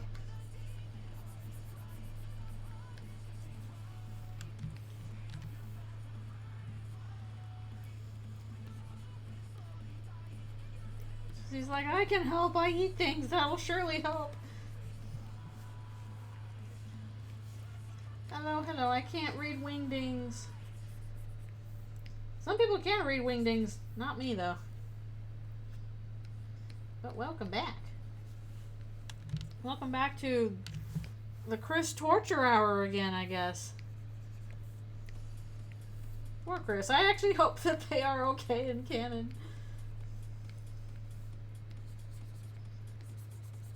I think bad things are going to happen to them, but I want them to be okay in the end. Let everybody be okay in the end. Come the freak on. I know. I can't even read wingdings. What kind of fan am I?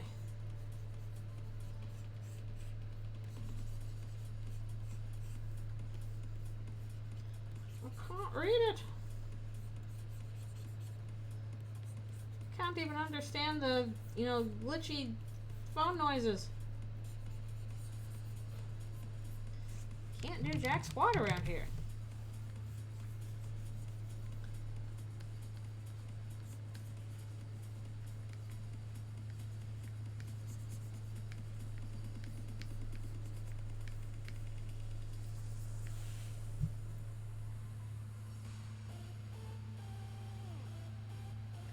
Yeah, oh, I know.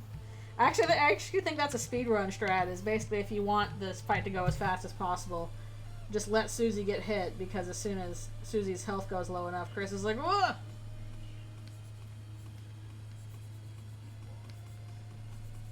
I kind of like the idea that Chris basically, sent the soul after Susie to be like, make sure she's okay, okay?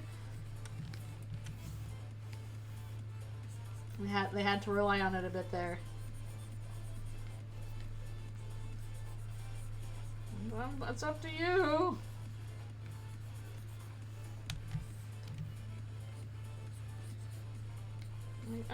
Chris is, not caring for their own well-being, but they do care for Susie's. Sob.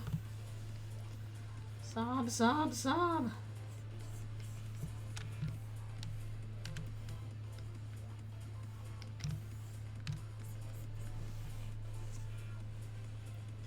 It was like, dang it, fine, I gotta do it.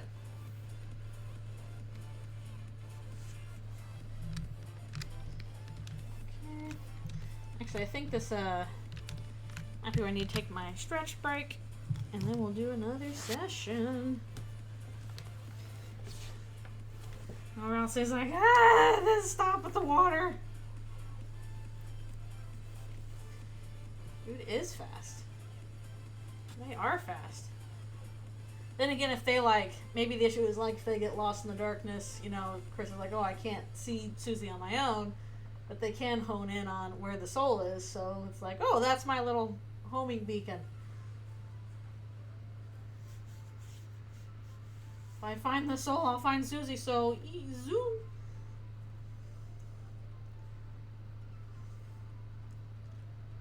Supposed to pay for bath bombs, but bath bombs don't exist in this universe.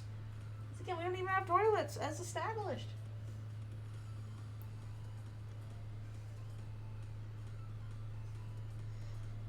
Well, usually in terms of, you know, elemental powers, water beats fire. It'd be different if it was an ice type. But water type beats fire type. No, boil it maybe. I'll just turn you into steam. Yeah, they have outhouses. Where would they get liquid gasoline in medieval times? I mean, I'm sure there were oil deposits, but you gotta refine that into gasoline. Also, when were matches invented? So much stuff. Yeah, it'd have to be crude oil. Which I don't think anybody would actually bathe in that. I think they'd be like, no, I'm not going to do that.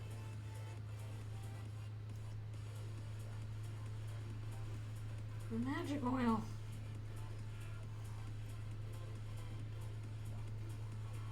The guy from Dune. Oh, I haven't seen Dune. Maybe I should read Dune. I don't know. No, oh, yeah, seriously. Good grief. Can't even think about that stuff without bursting into flames myself. Flames on the side of my face. Good movie and presumably also a book. I assume it's a good book if people have tried to adapt it like twice.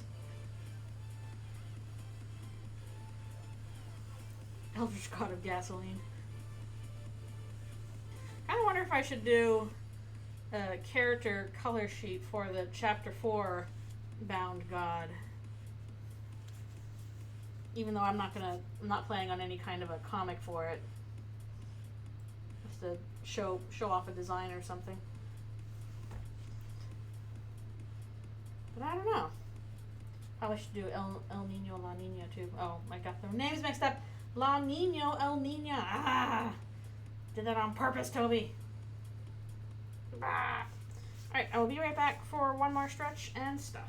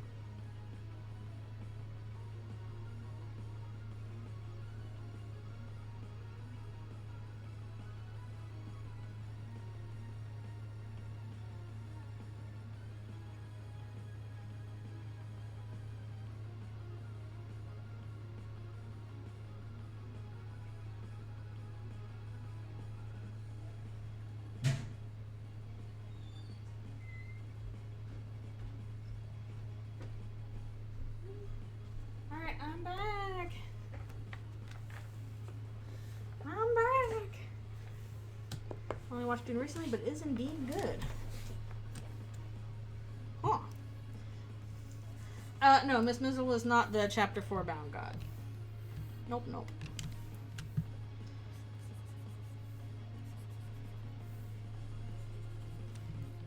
She is just this, water elemental.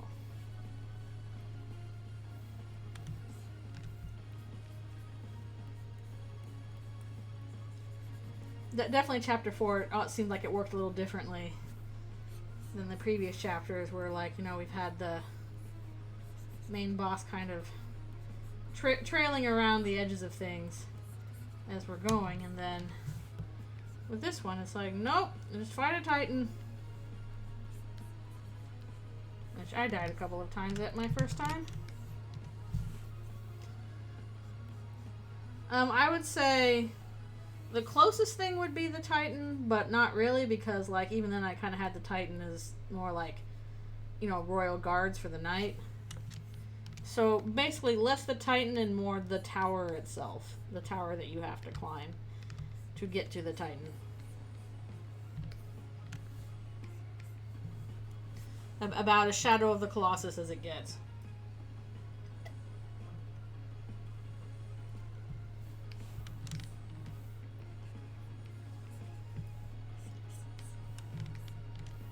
Since all the bound gods, you know, encompass some kind of trait, like, you know, Queen is gossip and rumors, and Spamton is avarice, and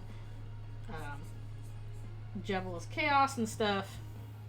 The tower is more like the god of futility, of a goal that's just out of reach.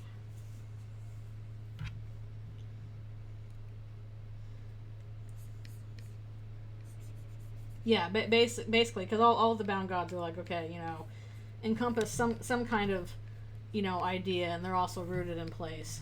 One must imagine Chris happy, but yeah, basically the tower is supposed to be like futility and trying over and over to do something that always seems out of reach,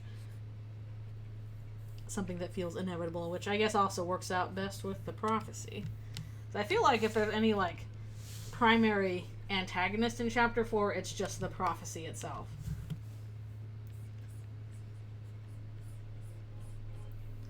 And heck, you can kind of see that just in, like, you know, if you look at the little symbols on the chapter select. Yeah, endlessstairs.mos. The little chapter select images, like, all of them basically depict the final boss. And for Chapter 1, it's the Spade, for the Spade King. For Chapter 2, you see the Queen. For Chapter 3, it's, you know, at first it's Tenna, and then that changes to, like, the Knight's Visor. And then Chapter 4 is just the Deltarune, which implies that, in that sense, the prophecy itself is the big bad.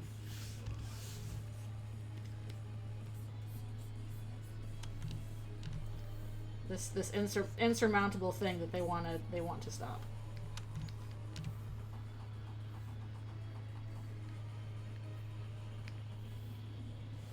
How do you fight a concept? Exactly. Especially, how do you fight a concept if the concept itself is inevitability and fate? Hi, my name is Prophecy Gaster. With propaganda.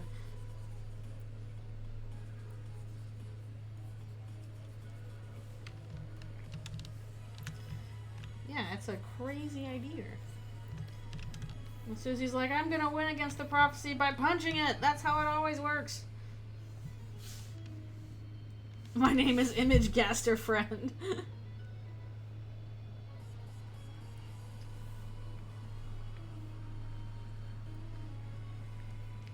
My name is image.gaster.friend.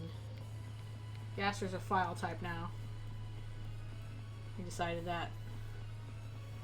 It's short for Gaster. My full name is w.d.image.friend.g.redacted.gaster. Susie. I don't know. I actually do not get the Susie Gasser joke, but that one flies over my head. I'm like, wait, why is that funny? I don't know.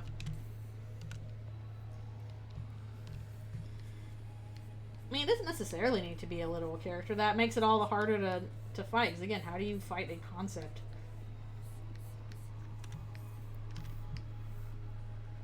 The concept of inevitability.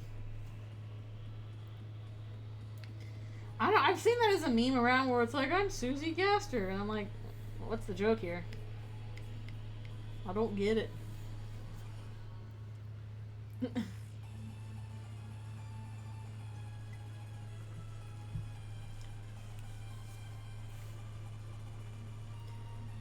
Oh, the players react to the reveal. Okay. I see. We're supposed to go, what? Okay, the absurdity of it. Okay. Alright, I'll trust you on that.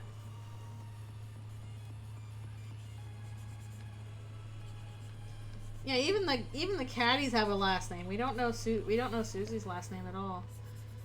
Yeah, we have to assume that people do have last names because, you know, seems to be a pretty normal thing. Susie Johnson. People just say Susie Deltarune because at this point, if you had like any other last name, it would feel kind of weird. John Susie.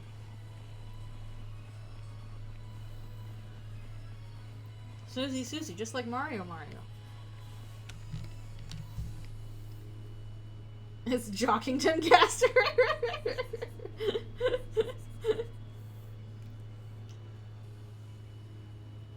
Gaster's like, ah yes, my snaky son. Jockington. Padona. Garamond I can see working for Sans and Papyrus. John fucking Susie. Oh, I think Jockington will play a role as well.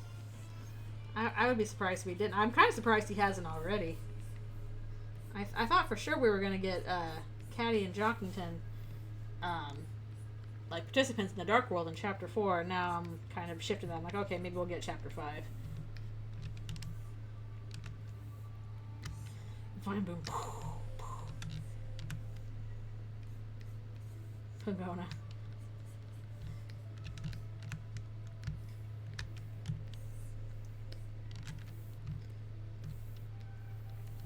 I thought for sure he would show up already in the Dark World, but I'm sure it's gonna happen.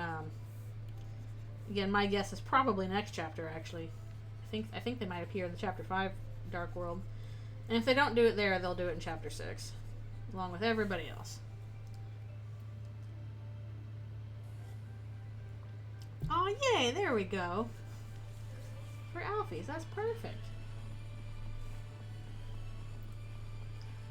Jurassic Park T-Rex roar.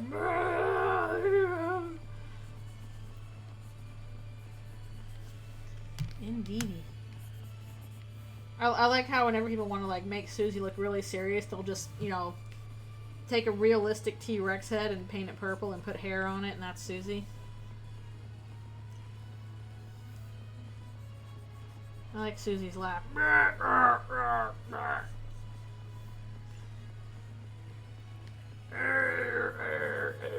I'm gonna mess up my voice.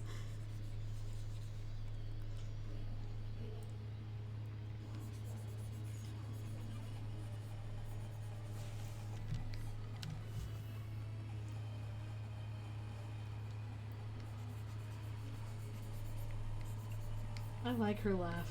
I like how Noelle is like, you know, ha ha ha, a little Christmas laugh, and Susie like barking.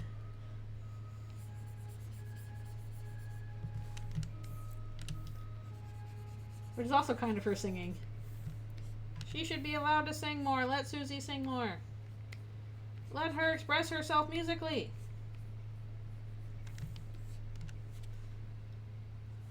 Chris talks like the adults from Peanuts. That's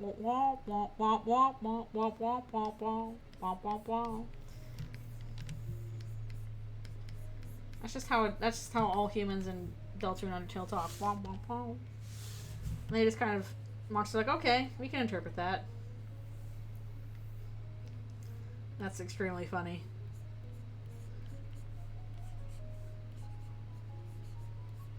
That's why they're all doing the Peanuts dances when they do the dance act. Like, this is solidarity with Chris. We have to dance from like characters from Peanuts.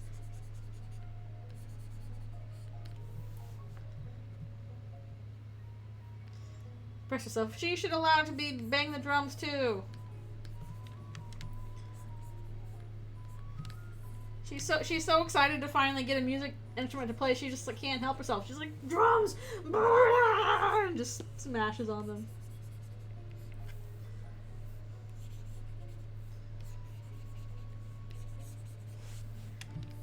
You can tell that she's like so eager to express herself musically too, because you know, as soon as you know, she was all excited about the drums for the mini game, and then when Noelle's like, "Oh, you should play the guitar," Susie's like, "Hell yeah, I'm great at guitar. We were in a band. Did I tell you that? We were in a band."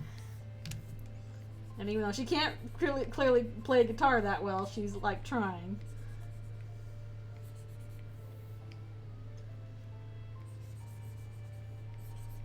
And then she wanted to with the piano, and they wouldn't let her use the piano because they suck.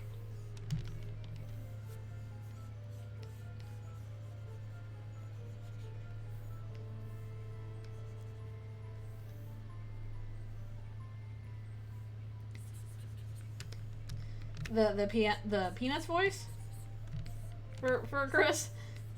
Sorry, I fell behind there.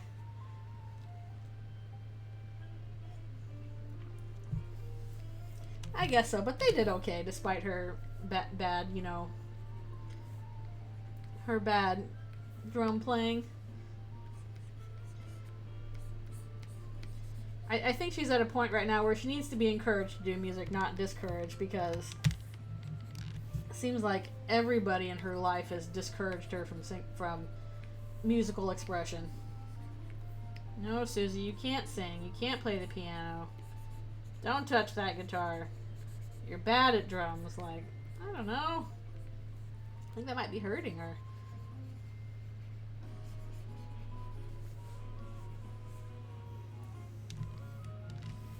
That's how they win Deltarune, is they sing a song. Music will save the day.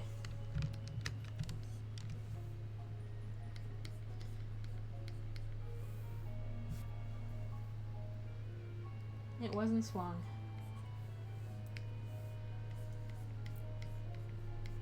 I do find it interesting how like the first sanctuary is like, okay, when we have a piano puzzle, it's Chris playing the piano normally and things move from the piano playing. When Susie has the second sanctuary, the piano puzzle is the piano smashing into things to indicate, you know, that was her experience with the piano, was her smashing the piano. And then third sanctuary kind of combine those where we're still using the piano to move around specifically, but we're also traveling and doing both music and smashing, basically.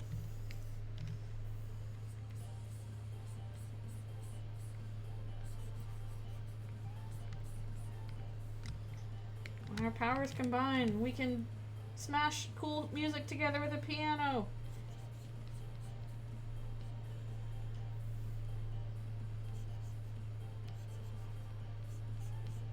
We're still coughing up water.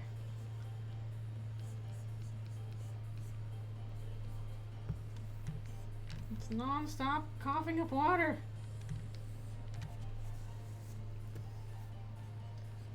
Next geometry dash. Piano dash.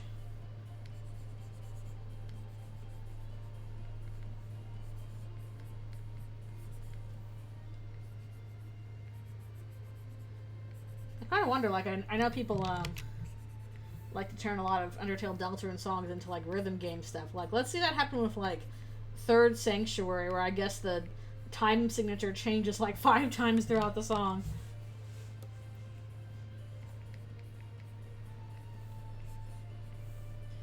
I imagine that's going to make rhythm game setups very difficult. Or at least challenging to play. Let's go up here and do Birdly. I was doing the thinking raptor pose.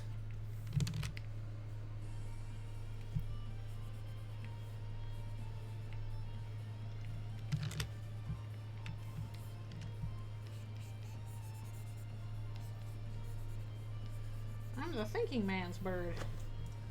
The thinking bird's man, I don't know.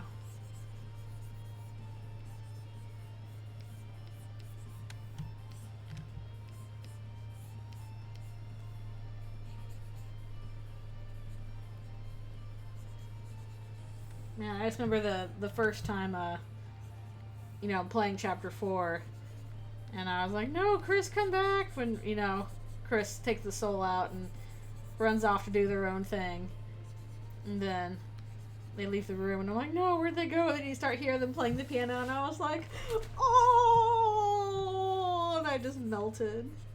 I'm like, they're playing the piano. They just wanted to express themselves musically.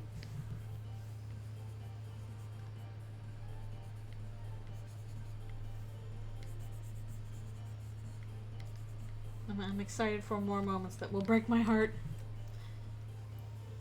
Oh, we have a doodle request. Okay. Yeah, I wonder if those songs will show up in the soundtrack. Let me look up a reference for Thomas the Tank Engine. Hold on, I'm sure I can find one. Shouldn't be hard. Boop, boop, boop, boop. I used to watch Thomas the Tank Engine all the time.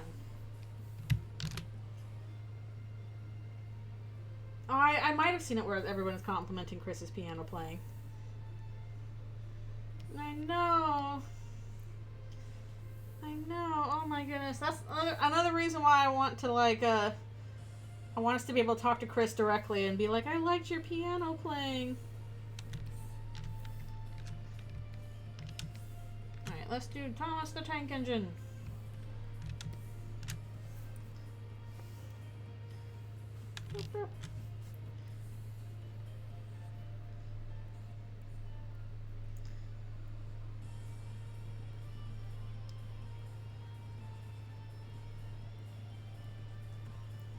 Yeah, I used to watch Shining Time Station all the time when I was little. Looking back, that was always a little bit of a weird one, but I don't know, something about that probably appealed to kids. A new Thomas design by Mattel. Well, I'm going with the one I know, sorry. I'm going with the Thomas that I know from my childhood.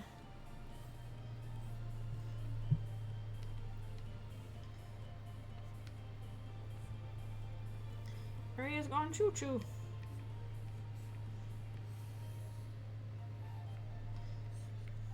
I'm pretty much kind of doing a direct copy of the reference I'm seeing, because vehicles definitely tricky stuff.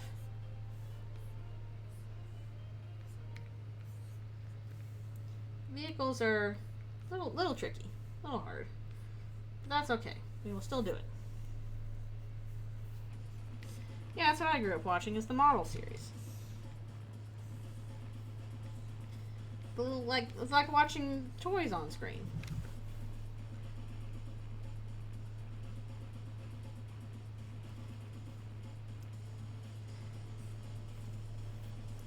Yeah, trains are cool. I like trains.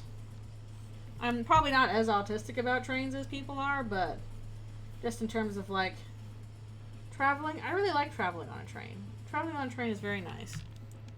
It's not perfect. I've certainly been on my fair share of trains. I'm like, oh, this train kind of sucks. Especially if you, like, it's crowded and, you know, the smoking is all over. You know, there's not really a non-smoking section. And it's, like, cold outside or whatever. Like, I've had my fair share of bad trains. But, like, overall, I've certainly had my fair share of bad car stuff, too. So, I like trains. I like riding on trains. I think I did this a little wrong.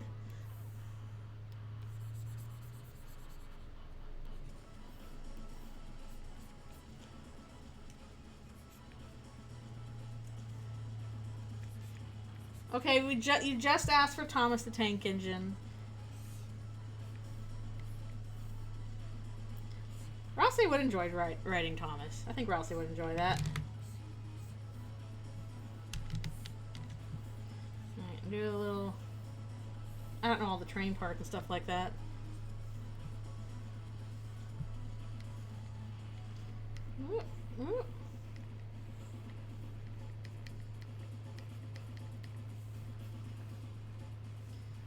Yeah, again, I'm just doing... I've never drawn Thomas before.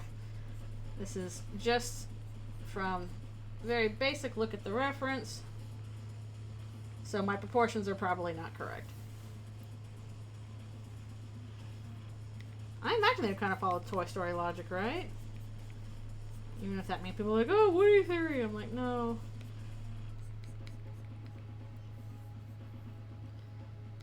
I don't know. It seems like everybody, all the Darkners we've met, kind of like are aware that they're Darkners. And are like, yep, I am in fact an object, a toy meant to be played with by the Lightners. Like we haven't encountered any Lightners yet, or Darkners yet, that are like, no, I'm not. What do you mean I'm not real? No, my identity, no.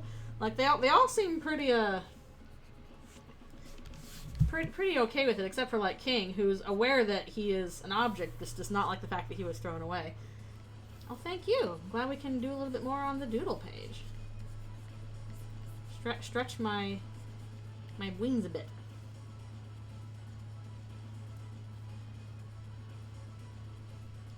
That is true. Newbert's just Newbert. Newbert is just the nub, exactly. Everybody loves him.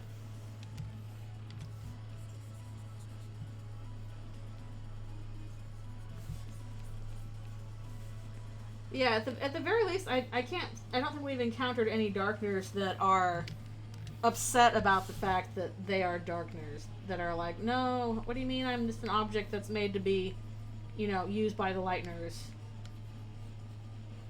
Like, if they're like, the Lightners haven't treated us nicely and we should, be able to do our own thing, like King and, maybe some other ones, they still acknowledge the fact that they are objects.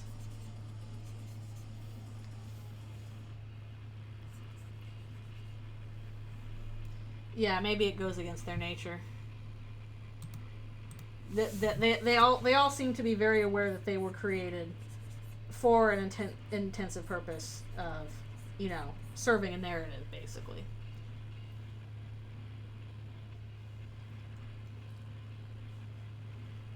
That is true. King was kind of changed by the Knight's interference in that.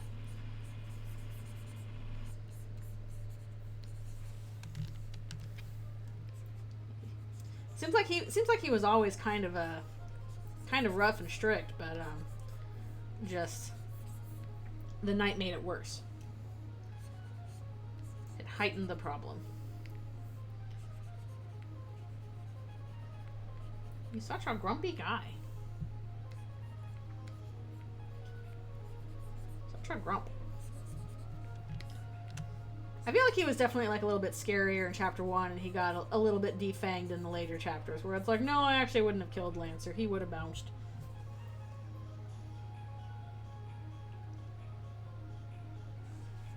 Yeah, exactly. We are supposed to draw a distinction between, the Lightners and the Darkners. The Darkners are aware that they're objects.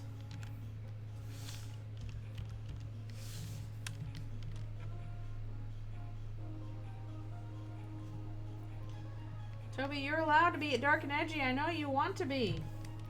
You can do it, Toby. I know. And then Lancer's like, no, wait, I like the Lightners. They're cool and stuff. I like hanging out with the mean purple girl.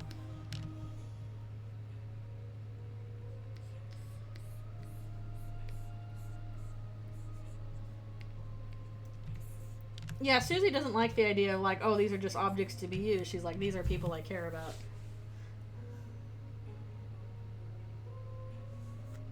No.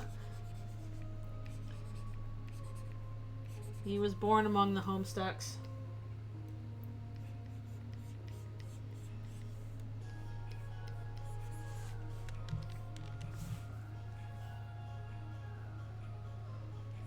Yeah, we do have the weird root for that as well. And certainly it feels like a little weird when people are like, oh, this is actually way more dark and twisted than you thought. I'm like, it's already darker than we anticipated before. I don't think it's like when I say, oh, Toby should, be allowed to, let loose and be a little dark and twisted, I kind of think more in the range of like Soul of Sovereignty than what we've seen. Like I think if he was actually let loose, he should be allowed to do something with that. Not really like with Undertale Deltarune properties, but like with a different story idea. I can see him kind of wanting to do something similar to Soul of Sovereignty.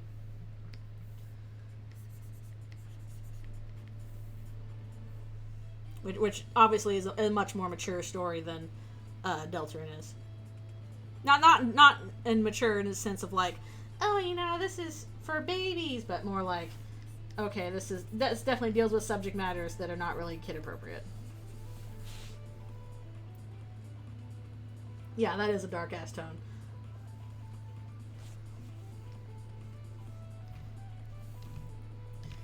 It did get some heavy tones, but it's obviously clear that he didn't want to go too heavy, because as soon as people were like, hey, this imagery is kind of like SA, he is like, whoa, no, not that. We're not doing that kind of thing.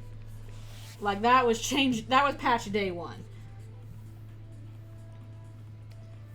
So, it's dark, but it's not, like, quite that heavy.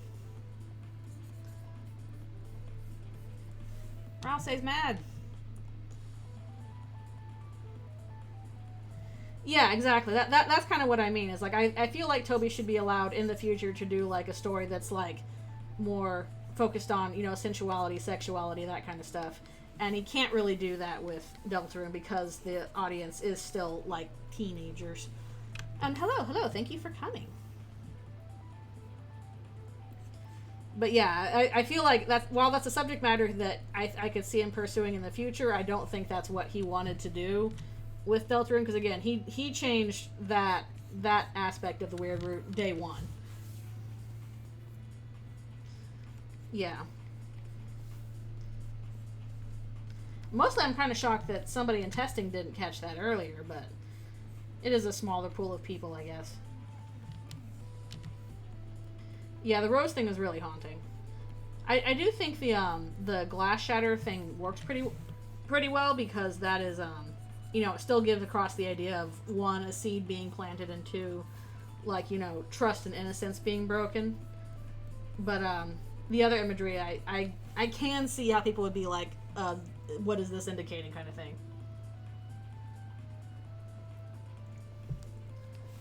Yeah, I clicked the wrong button. Susie, go chomp. That's why Ralphie's mad. He's like, hey, don't chomp. Don't chomp on my human person. Susie, no biting.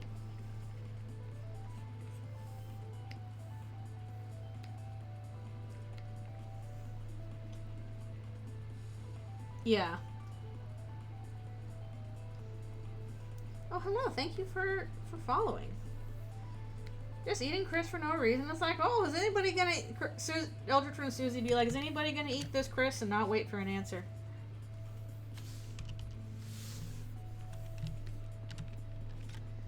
Oh, thank you. I would like some dino nuggies. Who doesn't like a dinosaur nugget?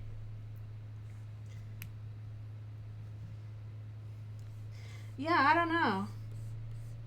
I do wonder if that'll be changed in the future scenes. I mean, maybe not. You can certainly still do stuff with roses that doesn't necessarily like have that connotation.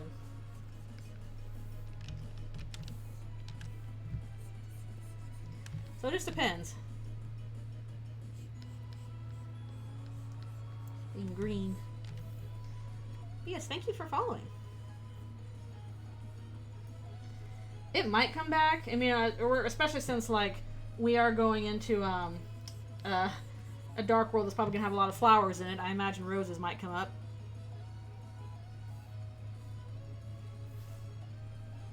A scrumbly scrimblow.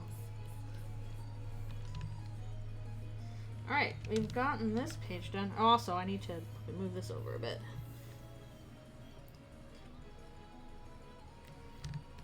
I get the feeling that Asgore's shop has been... Oh, shoot, where did I miss the break?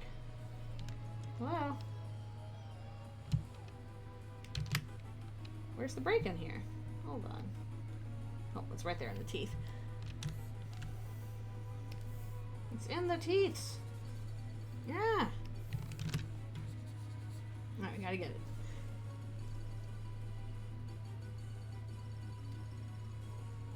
it. Perseus Ralsei. Yeah, I can see why he would be really gun shy about that, especially with like his, you know, his experience in the good grief, I missed it again with Birdly. Where did I miss it? Where's the break? Oh, it's there on his neck. Yeah, after years of Homestuck, I completely see why he would be gun shy of that kind of reading. As he said, like, Homestuck taught me invaluable lessons about how to deal with a fan base. And I'm like, uh-oh. Uh-oh. That's a statement that says so much.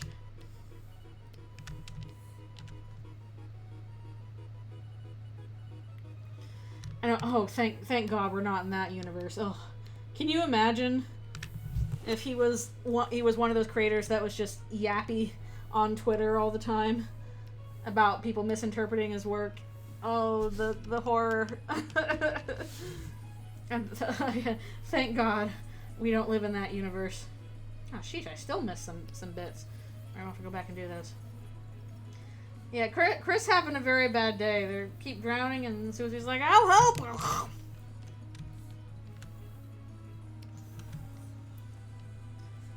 Oh, Chris, not essay while you try what I... Oh my goodness. I can just imagine.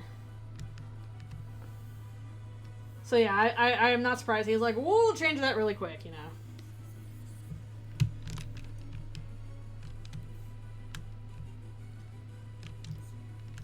Yes, sometimes you are like, okay, I plan this out. Some people are just determined to not get it. But, especially since that seems like a thing where he's like, okay, I actually do not want that, interpretation going around.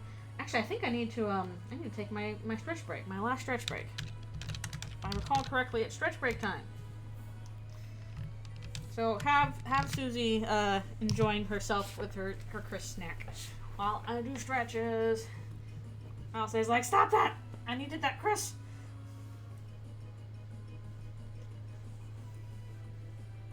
Yeah, I do think Toby definitely learned some lessons from Homestuck and has learned to just not engage with the fandom as much as possible. Beyond being, like, encouraging people to do stuff.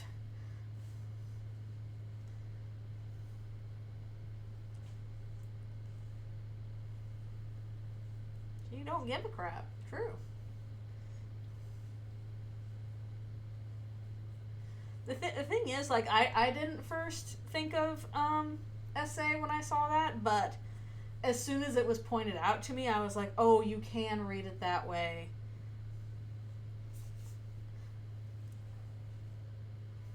I don't necessarily think it's I mean, it's certainly not the intended reading because he changed it, but that is a reading where I'm like, okay, this is... I would not find it shocking if you read that into that just because of that particular word association. Exactly. Susie like, they'll be fine. I just ate them. Tasty Chris's. I forgot to use my ult. I did not like that bit where people were like, oh, we discovered Toby's ult and we're going to try and track it down. I'm like, leave him alone. Oh my goodness. If he does have an ult, none of your dang business.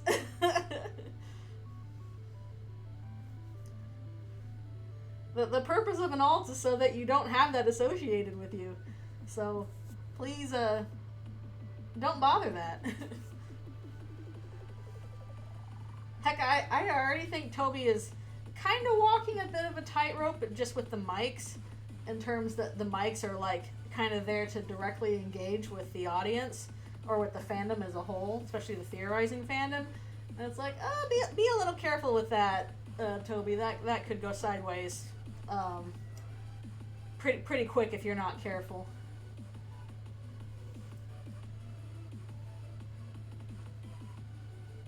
Be a little bit cautious. And I guess I maybe that's part of a bit of an outlet for him, is because I think he would actually wants to engage with the fandom more, especially since, you know, he grew out of fandom the same way a lot of us did, certainly the same way I did. But you know, again, lessons learned from Homestuck is like, yeah, even if you want to engage with the fandom more, bad idea to do that, especially with a fandom this big.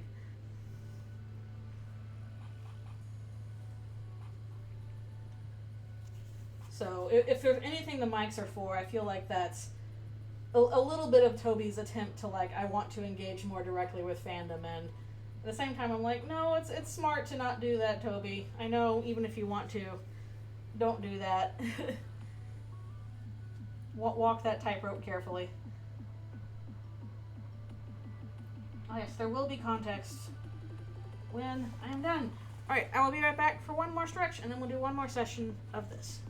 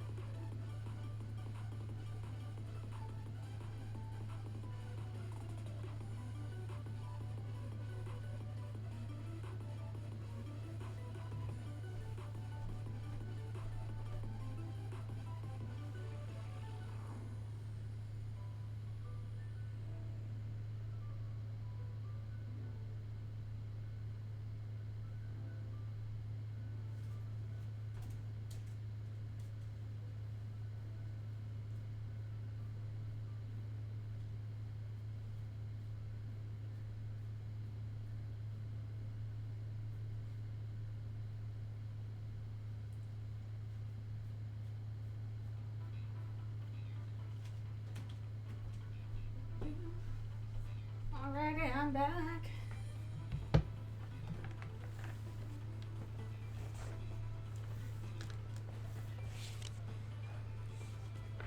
Yeah, that's the other side of the coin, is that it would kind of suck if you wanted to engage with Toby on one thing and then he was like, oh, but I don't like that. That would feel pretty bad.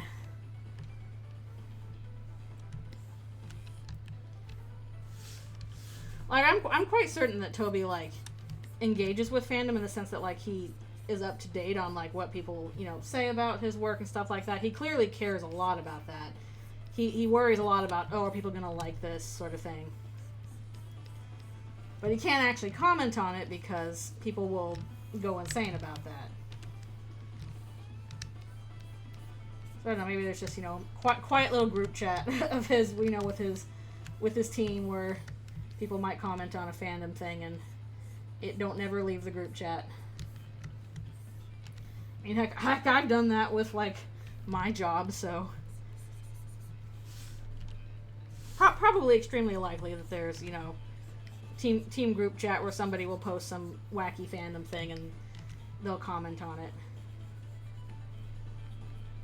And we'll never know what they say because you don't let it leave the group chat.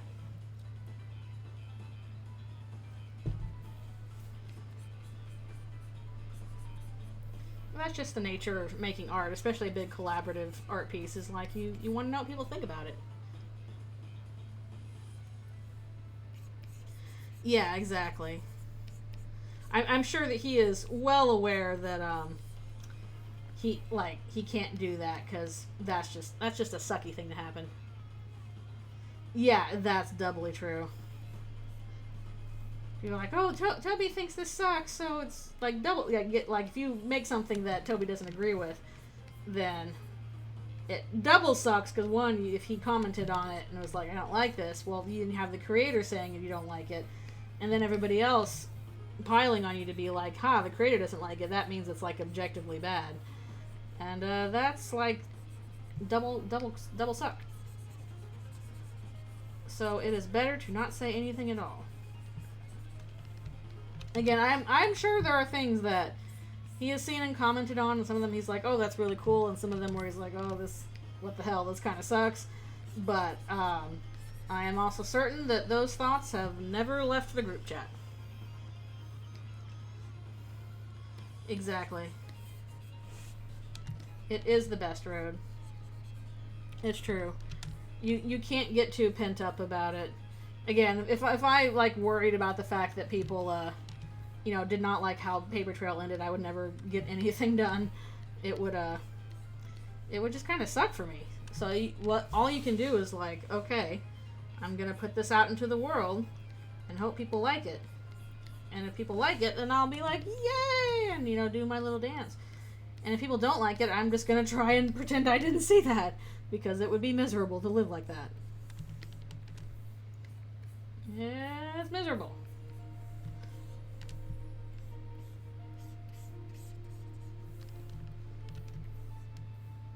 While Susie's enjoying a Susie snack. And by Susie snack, we mean Chris. Or else he's like, do not enjoy Susie snack. Stop that. Give that back. Stop it. So yeah, basically, Toby doing the smart thing by not engaging with fandom, even though I'm pretty sure that he wishes he could.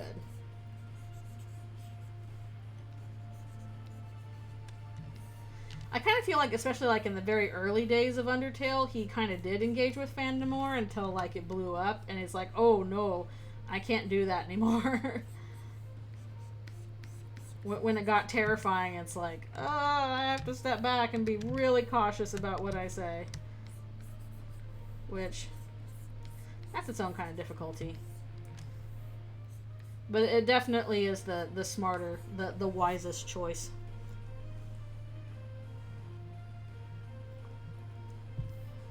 Yeah, exactly. Although, what was the weird Shyren body rant? I must have missed this.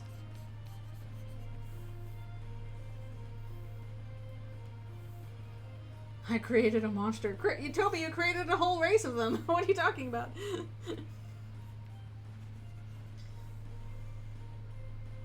Yeah, I'm sure like in the first few days he was really excited and he's like, oh yeah, you know, I'm gonna reblog people playing my game and stuff like that, and then it blew up and it's like, oh, this is spun wildly outside my control. It's time to be quiet forever.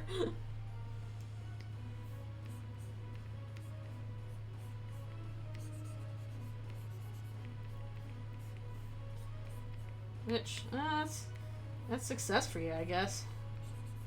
You get super successful and it's like, oh, I can't actually like engage so much with the people that like my thing, which that's a little hard.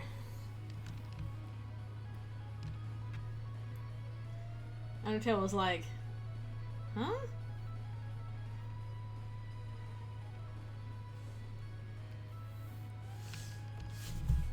Yeah, I know the whole deal about her body is her agent and stuff, but like, what's wrong with it? I'm confused about the person's rant. Like, what's wrong with, even if that was her body, what's wrong with it? She's a monster. It looks fine. I don't know. I guess people will make a hay out of anything. That's a fandom fact.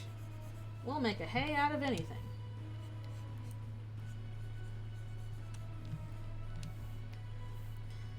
No, that is true. I guess also the danger of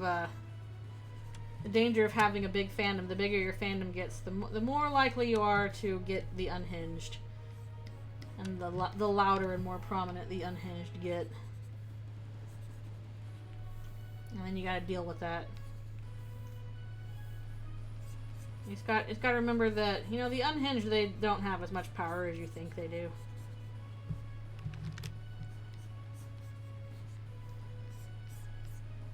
There's also no way to like guard against that stuff. I guess I think some people are like, oh, if I have perfectly, you know, reasonable media, nothing problematic, nobody will ever have a bad thing to say about that, and that's just completely untrue. You cannot predict what people are going to get upset about, so you might as well do your own thing.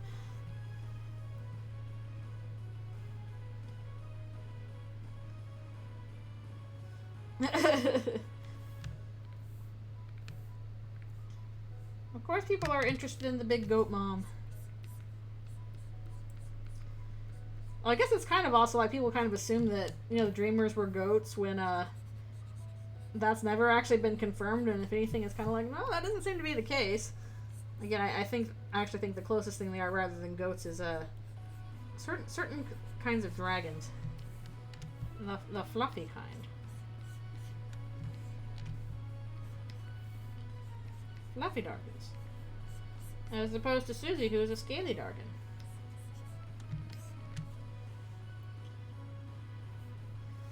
That's the power of Alfie. She knows what the people are into.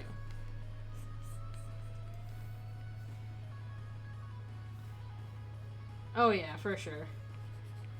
If there's any smart power that Toby has, it's that he is super aware of what people are into online. In terms of like, well, time to put in these big old furries, time to put in this sexy robot. Time to put in this funny skeleton. There are definitely people who are going to really go nuts over this, and you know what? Absolutely true. She thirsts over every cage except the skeletons. That's true. Well, then again, I guess it seems like Alfie's and Sans have more of like a, you know, kind of camaraderie partnership going on. It doesn't seem to get touched on much in fandom, but Toby's talked about it.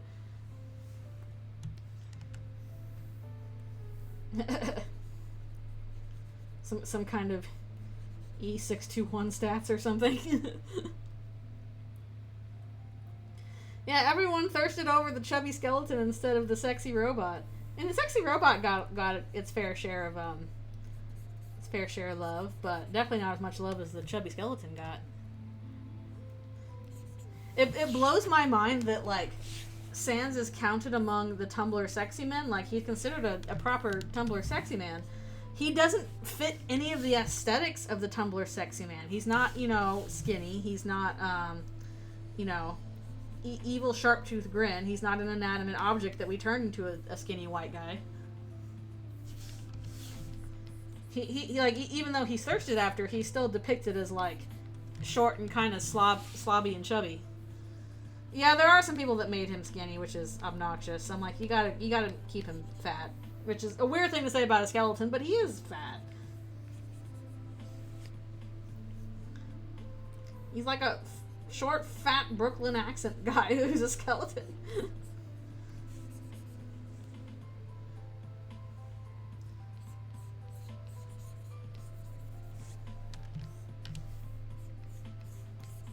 I'll admit, I definitely feel like whenever I see Sans, like, drawn as basically a twink, it's always kind of like, no, that's incorrect. People do need to love Alfies more.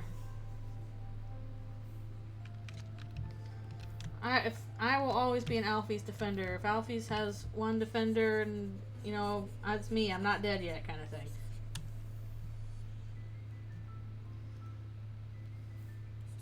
That's true. Tumblr sexy man is not something that can be predicted. It can only be experienced. Well, that stinks, because I love Alphys. She's my favorite from Undertale. And I like everybody from Undertale, but for obvious reasons, considering I named my lizard after her, she's my favorite. And I really like the fact that in the 10th anniversary, Toby talked about her a good lot, and I get the sense, I feel kind of vindicated in that I feel like my favorite characters are also Toby's favorite characters. I feel like maybe me and Toby are on the same wavelength with that, and that I'm like, haha, yay, yay. Chris needs a lot of help. Chris not doing great in this one.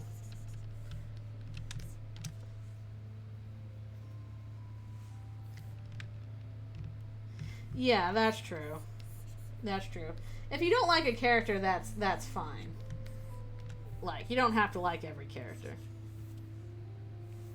But I will never understand, like, hating a character and, like, making that clear in your fan works. Like, I'll be totally honest, the people that, like, hate on Chris and are talking about how much they want to beat up Chris and stuff, I'm like, y'all are weird.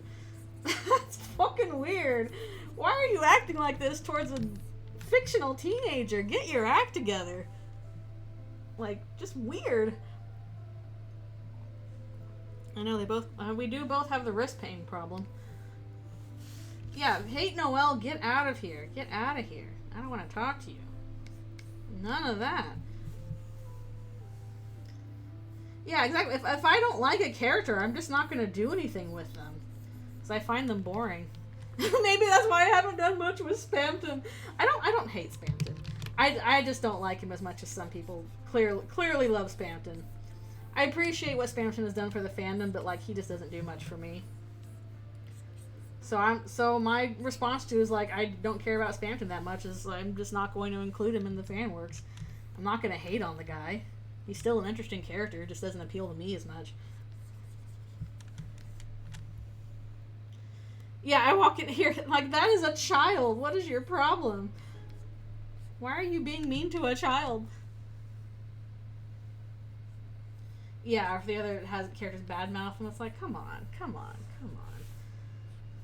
Oh, you need to keep that.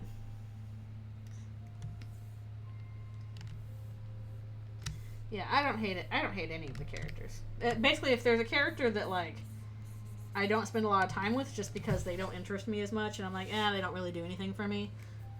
But I would not say there's a bad character in the bunch of both games. I know, seriously, I'm like, oh, Chris hit me with the hockey stick. I'm like, 1, they deserved that as a treat. 2, that was funny. That was funny getting beat up with a hockey stick. Like, didn't hurt me physically. I am here on the other side of the screen. The pixels did not hurt me. What are you talking about?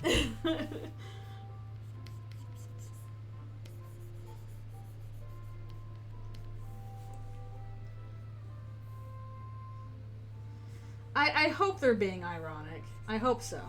It's like, okay, if you're being jokey jokes, okay, but I get the sense for some people it's not a joke. Like, they're actually like, I hate this character and I want them to see them suffer, and I'm like, that is a child. That is a traumatized child. What's your problem? That's just, like, it's weird.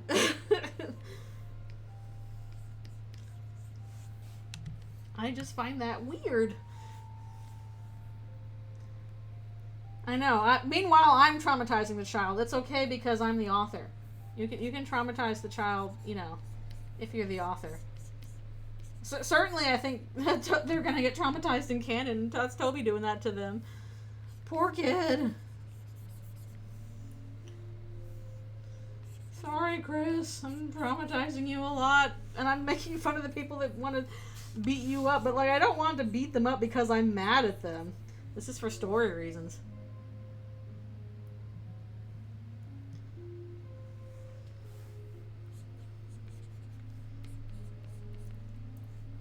As a fictional traumatized child. Yeah, exactly. I know, there's something different about, you know, okay, we are traumatizing this character for narrative purposes. Because, you know, everything is about the narrative at the end of the day. And there's a difference between that and, like, I don't like this character and I'm going to take out a personal vendetta against them. Not for any narrative reason, but because, like, I just don't like them. And I'm like, I don't know, that's weird. If you're gonna be mean, do it for the sake of the narrative, at the very least.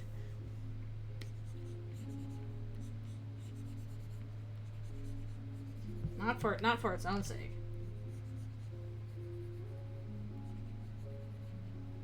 I did find it interesting. Again, I was rewatching the 10th anniversary recently, where you know, people praise Toby so much for his characters and his character writing, and yet what he said is like, well, I don't, you know, when I write the characters, I consider their role in the story first, and then the character grows out of that. So even then, he's still thinking of narrative first instead of character first. Like, what purpose does this character serve in the narrative? And then we work out from there. I think for most people, they would assume it's the opposite. Like, the character comes up and then the narrative grows from that, but he seems to be working strictly from narrative down, basically.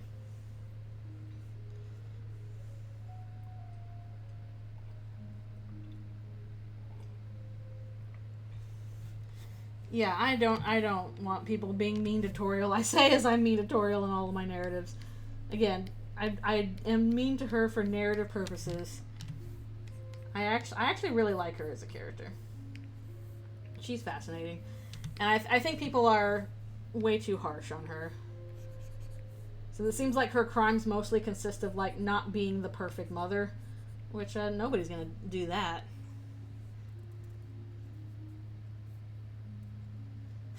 Being God's favorite, being the favorite isn't much better. True. Very true. Bad times ahead if you're the favorite. Yeah, that's what I found really interesting about hearing that, is that, again, I think people kind of assume, oh, everything is top down from the character writing, because that's certainly what people draws people and keeps people with the series so long, is just people love the character so much. So I find it interesting that Toby's like, I considered narrative first and worked down from that. So that's fascinating. Yeah, that is true. Characters are good because of the purpose they serve in the narrative.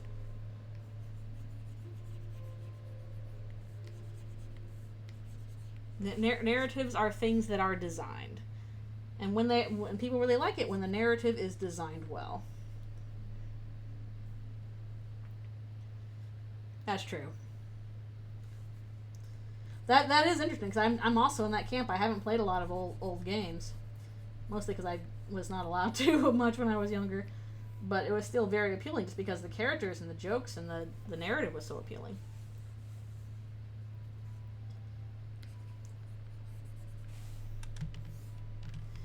Yeah, they play such a good role. And honestly, I feel like, especially with the newer stuff that's come out around the anniversary, Toby's a fan of Kara too. Toby is also a Kara fan.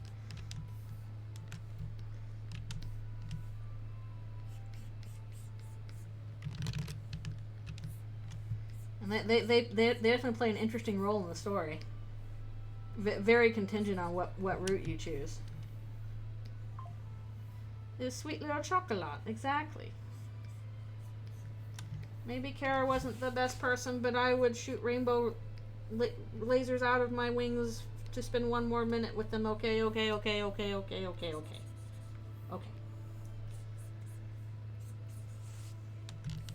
I got flip poisoning. Exactly. I took my flip antidote.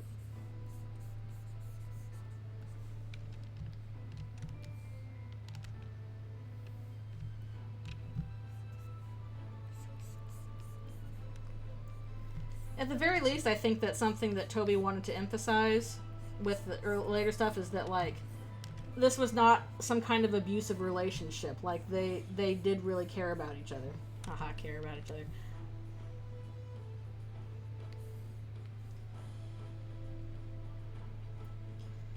Yep.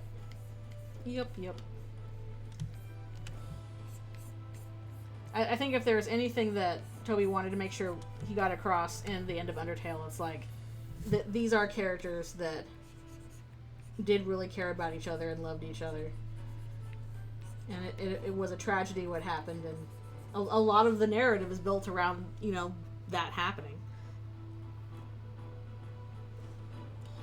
The power of the narrative.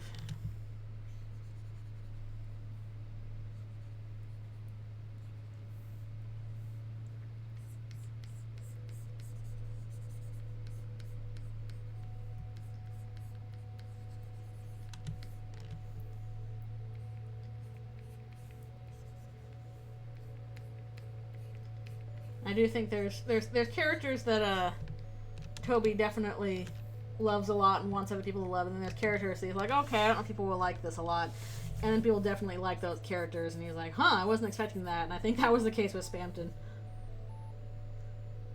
This was the Undertale. Thank you, Final Frogget.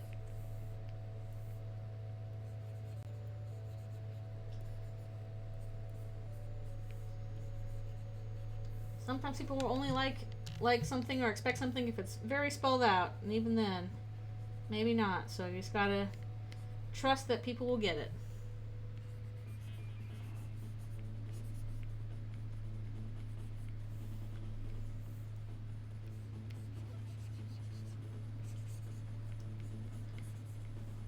I imagine Toby's a little anxious because he thinks there's going to be some people that do not like how Deltarune goes, and still, all you can do is what the art that you want to put out there. Also, I think I will probably stop once we get to the end of this page. Seems like a good stopping place.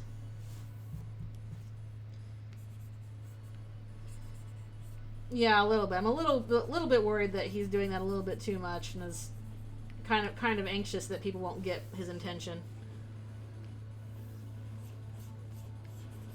Wants to make sure that his ideas are understood, which I understand anxiety about that, but at the same time, like, God, dude, you can't worry about that. You just gotta let it go. As we learned this week from certain fans, like, there are gonna be some people that are just determined beyond all heck to misinterpret what you put out there, and you can't do anything about that. You're just gonna have to be like, all right, well, you're just wrong, and try and make things as you want to make them, for the people that will get it, rather than trying to hook in the people that are determined not to get it, because that's just a losing battle.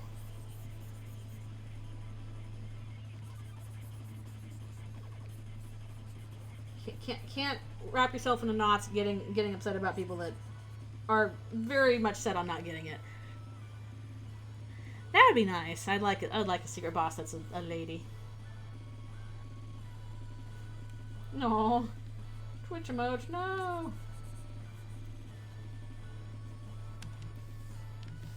Yeah, I think all of our secret bosses have. Well, I guess not unless you count the knight. That's another matter. But most of the ones where we know they're secret bosses have been guys. It'd be nice if we got something different. Lady Eram art. Does Eram even have pronouns? I don't think they do. That's kind of a thing. Kind of a weird guy. A weird creature. Yeah, I wish that too. I wish that too. Kind of like, this person doesn't know what they're talking about at all. And maybe we should stop giving them oxygen about it.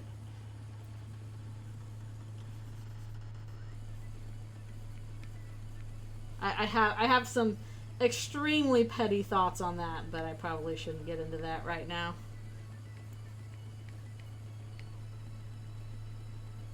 There's always, a little mean streak in you in terms of fandom stuff. You got to be careful. Yeah, that's true. I would like a secret boss that is explicitly feminine or non-binary. That would be really nice. Where it's very clear. Yeah. I'm petty about that. I'm petty. Mostly because the thing that I'm petty about is like, oh, we guessed over on Smog or whatever, and I'm sitting here like, dude, I also was guessing that, maybe Garrison was the knight, or was a dark, going to be brought back to life in a dark world. And I did it way better than Jaru. I was way more accurate on that.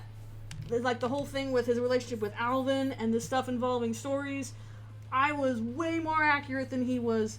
Ain't nobody giving me credit for that. That's my petty rant.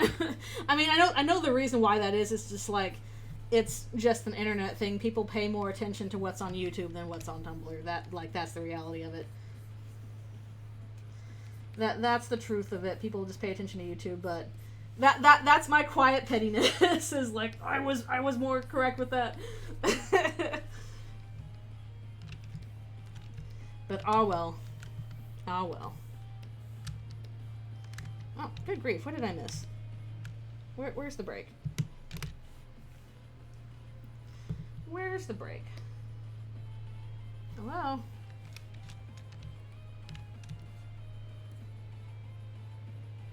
Oh, man, that's where I must be right there. I was like, huh? Where did it go? Right there. Okay. Either way, I'm actually very happy with what we got in canon. I'm very happy with Garrison as he appeared, because my main thing with Garrison Knight, Garrison as like that whole situation with Alvin, was I wanted to address, okay, if the Dark Worlds are supposed to be fiction, then like how does that interact with somebody who we know was a fiction writer? How would that all play together? And then we got that in the game, and I'm like, yes, this is awesome. So I'm so happy that was addressed. And I really liked the mentorship with Susie, so I got stuff I didn't even know I wanted. Win-win. Oh, thank you. I'm glad that you thought of the comic. And Garrison just kicked ass. I really hope we see him again. I hope we do. It'll be so cool. He did have mad aura. I still think that fight should have been mandatory, because I feel like it was important enough for that kind of thing.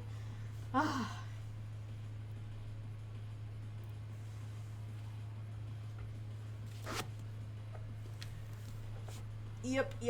Okay. Oh my goodness. I think, yeah, this is the place where I'm going to have to stop. We got through, how many pages? 1, 2, 3, 4, 5. 5 pages. That's pretty good.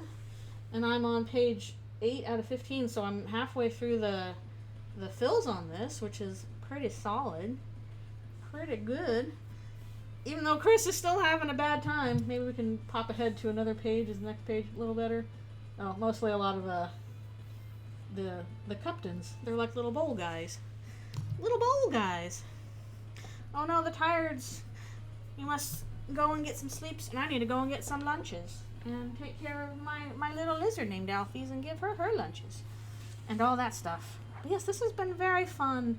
I'm so glad that you guys joined me for this. Next week, because I'm hoping to finish this comic this week, so probably none of this next week. Next week will probably be some work on the ending stuff, actually, if I'm lucky, because I've been trying to work on that as well. So next week, stuff on the ending, and then also more Outer Tale on Friday, which I gotta set up a playlist for that on my YouTube. Anyways, this has been very fun, and I've enjoyed chatting with you guys. Thank you guys for new follows and raids and all that stuff. You all are super cool. And I appreciate you being here, and I hope that the rest of you guys have a wonderful day. Yeah, thanks so much for hanging out with me. And yeah, look out for the context for all this bad stuff happening to Chris sometime later this week once I finish this comic. Anyways, you all take care of yourselves, and I hope that you have a wonderful day, and I will see you all next time. Alrighty, I'll see you later.